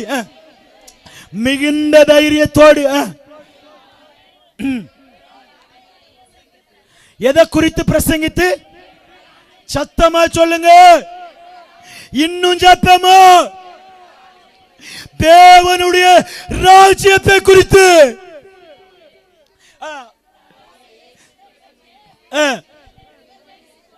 உபதேசித்துக் கொண்டு இருந்தார். இன்றைக்கு வரைக்கும் இருந்து கொண்டிருக்கிறது. ஆனால் ரெக்கார்டு ஒரு மேலோட்டமாய் போய்கொண்டிருக்கிறது. இதை இன்னும் தொடர்ச்சியாய் எழுத போகிறதில்லை. ஆனால் அதை நடத்துவதற்கு ஒரு அடையாளம் வேட்டைக்காரனுக்கு உண்டான அபிஷேகம். அல்லேலூயா. இந்த நிழலாட்டமான காரியங்கள் தேசத்தை பற்றி பிடிக்க போகிறது. தெளிவாய் ஒரு காரியத்தை சொன்னார். நீங்க சபைக்குள்ள போகும்போது, கிராமங்களுக்குள்ள போகும்போது இந்த அபிஷேகத்தை பார்க்க போகிறீர்கள். இதை நீங்க இன்னும் அனல் கொண்டு எழுப்பிக் கொண்டே இருக்கணும். எப்போ போனாலும், எங்க சுவிசேஷத்துக்கு போனாலும், சபைக்கு பிரசங்கம் பண்ணாலும் அந்த ஒரு அனல், அந்த அனல் எழும்பிக்கிட்டே இருக்கணும். இந்த சில வசனங்களை எழுதி வச்சுக்கொள்ளணும். அல்லேலூயா. இது ஒரு பிரசங்கம் இல்லை, இது ஒரு ஆசீர்வாதத்துக்கு, உலக பிரகாரமான ஆசீர்வாதத்துக்குரிய இல்லை, ஆவிக்குரிய ஆசீர்வாதத்துக்குரியது. எப்பமெல்லாம் நம்ம ஆண்டுடைய ஊழியத்துக்கு போகும்போதெல்லாம் ஒரு தடவை இதை திருப்பி, ஆண்டவரே இந்த வேட்டைக்காரனுக்கு உண்டான அபிஷேகத்தின் மூலமாய் என்ன நீங்க பயன்படுத்துங்க ஆண்டவரே, பயன்படுத்துங்கன்னு சொல்லி செபிக்க செபிக்க செபிக்க செபிக்க செபிக்க ஒரு விஷயம் உங்களுடைய வாழ்க்கையில நடக்க போகிறது. அப்போஸ்தலர் நடந்ததை விட, இங்க பாருங்க, நான் முடிக்க, கவனிங்க, இங்க கவனிங்க, இங்க பாருங்க. நான் ஏசப்பாட்ட கேட்டேன், ஏன் ஆண்டவரே இந்த நானும் 17 தடவை படிச்சுக்கிட்டே இருக்கேன், இப்போ வரைக்கும் படிச்சுட்டே இருக்கேன், இந்த வேட்டைக்காரனுக்கு உண்டான அபிஷேகத்தை எப்படியாவது நீங்கள் நடத்துவீங்களான்னு சொல்லி எங்கேயாவது இருக்கான்னு ஒவ்வொரு விஷயத்தையும் நான் பார்த்துக்கிட்டே இருக்கேன். எனக்கு தெரிஞ்சு எங்கேயும் இல்லை. அப்போ எனக்கு ஒரு காரியத்தை சொன்னார், இன்னும் எத்தனை தடவை கண்டுபிடிச்சாலும் என்ன செய்ய முடியாது, எப்படி நடக்கும் சொல்லி ஒன்றால் என்ன செய்ய முடியாது, கண்டுபிடிக்க முடியாது. உனக்கு மீன் பிடிக்கிற அபிஷேகம் இருக்குது, அது எப்படி நடந்துச்சுன்னு உனக்கு என்ன செஞ்சுட்டு, அப்போஸ்தலர் நடவடிக்கை மூலமாக என்ன செஞ்சுட்டு, ரெக்கார்டை என்ன செஞ்சுட்டேன், காண்பிச்சிட்டேன். அப்போ இதை விட எப்படி இருக்கணும் வேட்டைக்காரன் கூட, அதை வந்துங்க, அது உன்னை தோலோட உரிச்சாங்கன்னு உனக்கு தெரிஞ்சிட்டு, நான் சொல்றது புரியுதா? முடிக்க. அப்போ இனிமே இப்படி நடக்காது, அது உனக்கு தெரியவே தெரியாது. நான் முடிக்க போறேன், நான் சொல்றது புரியுதா? இங்க பாருங்க, நீங்க பழைய ஏற்பாட்டில் தோலை உரிச்சு சாவாங்கன்னு சொல்லி எங்கேயாவது படிச்சிருக்கீங்களா? என் கண்ணுக்குன்னு அந்த வெளிப்பாடு இல்லை. எங்கேயாவது இருந்துச்சா? இல்லை. அப்போ அது எப்படி நடந்துச்சுன்னு யாருக்குமே ஒரு அபிஷேகம் வரும்ங்கிறத எரேமியால சொல்லப்பட்டிருக்கு. அது எப்படி நடக்கும்ங்கிறத ரியலாக தான் என்ன செஞ்சிச்சு, நடந்ததை என்ன செய்கிறாங்க, ரெக்கார்டாக எழுதுறாங்க. அப்படித்தானே, ரெக்கார்டாக எழுதுறாங்க. அப்போ இந்த வேட்டைக்காரனுக்கு உண்டான அபிஷேகம் ரெக்கார்டு இல்லை, அது எப்படி நடக்கும் சொல்லி இந்த காரியம், தெரிஞ்ச காரியம் அங்கே என்ன செய்யாது, நடக்காது. நீங்கள் யோசிச்சு பாருங்க, இன்றைக்கு உலகத்தில் பிசாசு கையில் இருக்கிற ஒரு விஷயத்தை நம்ம மீன் பிடிக்கிற அபிஷேகத்தையே வச்சு போனால் கிறிஸ்து இயேசுவனுடைய வருகைக்கு ஆயத்தப்படுத்த முடியுமா? முடியாது. அல்லேலூயா. இதை நம்ம பிரசங்கம் பண்ணுவோம், ஆனால் ரியல் வாழ்க்கையில் பெரிய அளவுக்கு பார்க்க முடியல. ஆனால் இன்னொரு விஷயம், நீங்கள் உங்கள் மூளைக்கு எட்டாத ஒரு காரியம் நடக்க போகிறது. அப்பந்தான் 800 கோடினா ஒரு 600 கோடியாவது தூக்க முடியாது. இங்க மாத்திரம் கிடையாது, உலகம் முழுவதும். அல்லேலூயா, அல்லேலூயா. இங்க பாருங்க, இந்த நாளிலிருந்து உங்க சபையில பத்த வைக்கிற காரியம், சபைக்குள்ள நீங்க போகிற காரியம், இந்த அபிஷேகம் கொஞ்சம் கொஞ்சமா எப்படி இந்த மீன் பிடிக்கிற அபிஷேகம் 12 பேர் மேல இறங்கிச்சோ, 3000 மேல இறங்கிச்சு. இன்னைக்கு உலகம் முழுவதும் இயேசு ரட்சகர் என்கிற வெளிப்பாடு என்ன செஞ்சுட்டு தெரிஞ்சிட்டு, ஏற்றுக்கொள்வது ஏற்றுக்கொள்ளாது ரெண்டாவது, ஆனா என்னது வந்துட்டு வெளிப்பாடு இருக்கு. ஆனா இதே போல இன்னொரு வெளிப்பாடு, தேவனுடைய ராஜ்யத்துக்குள்ள போகணும், இயேசுனுடைய வரப்போகிறாங்கிற இந்த வெளிப்பாட்டுக்கு வேகமாய் நம்ம ஆயத்தப்படுத்த போகிறோம். அல்லேலூயா, அல்லேலூயா, அல்லேலூயா. எல்லாரும் அப்படியே கண்களை மூடி நான் உங்க கையில கொடுக்க போறேன். எல்லாரும் கண்களை மூடி கைகளை உயர்த்தி ஆண்டோடு சொல்லுங்க, ஆண்டோடு சொல்லுங்க, கடைசியா சொல்லுங்க, இந்த அபிஷேகம் வாழ்க்கையில நிறைவேறட்டும் ஆண்டவரே. சொல்லுங்க, இந்த அபிஷேகம் அது உங்க மூளைக்கு எட்டாது, ஆனா நானும் இதுல ஒரு பாத்திரனாய் இருந்து ஆண்டவரே ஒரு நிமிஷம் தான் முடிக்க போறேன், அவ்வளவுதான், என்ன எடுக்கல சொல்லிருங்க. சும்மா கையை தூக்குறதுக்கு அடையாளம் என்ன தெரியுமா? என்னையும் இந்த அபிஷேகத்துல நீங்க சேர்த்துருங்கப்பா. முடிக்க போறேன், அண்ணன் கையில கொடுக்க போறேன். சொல்லுங்க, என்னையும் இந்த அபிஷேகத்துல சேர்த்துருங்கப்பா, என்னையும் நீங்க சேர்த்துருங்க, என்னையும் நீங்க சேர்த்துருங்க. சபைய ஊழியத்தை அப்படி நிறைவேற்ற என்ன நான் அர்ப்பணிக்கிறேன் ஆண்டவரே.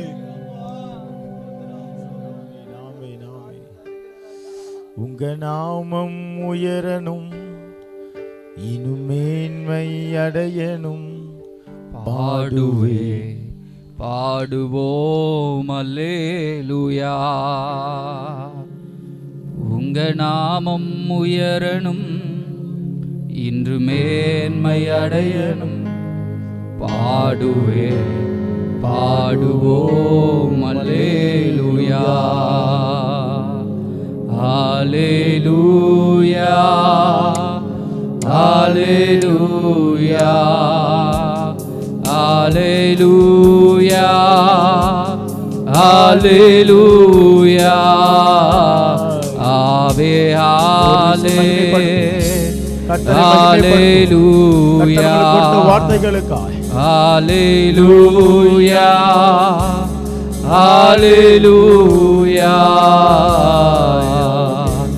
சிறைச்சாலை அடைப்பதில்லை, சங்கிலிகள் நிரந்தரமில்லை, உங்க நாமம் உயர்த்தும் போது அஸ்திவாரம் நிலைப்பதில்லை.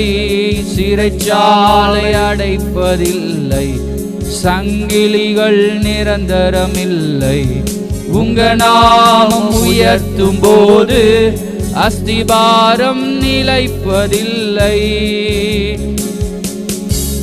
இயேசுவே உம் நாமமே உயரணும். அல்லேலூயா. இயேசுவே உம் நாமமே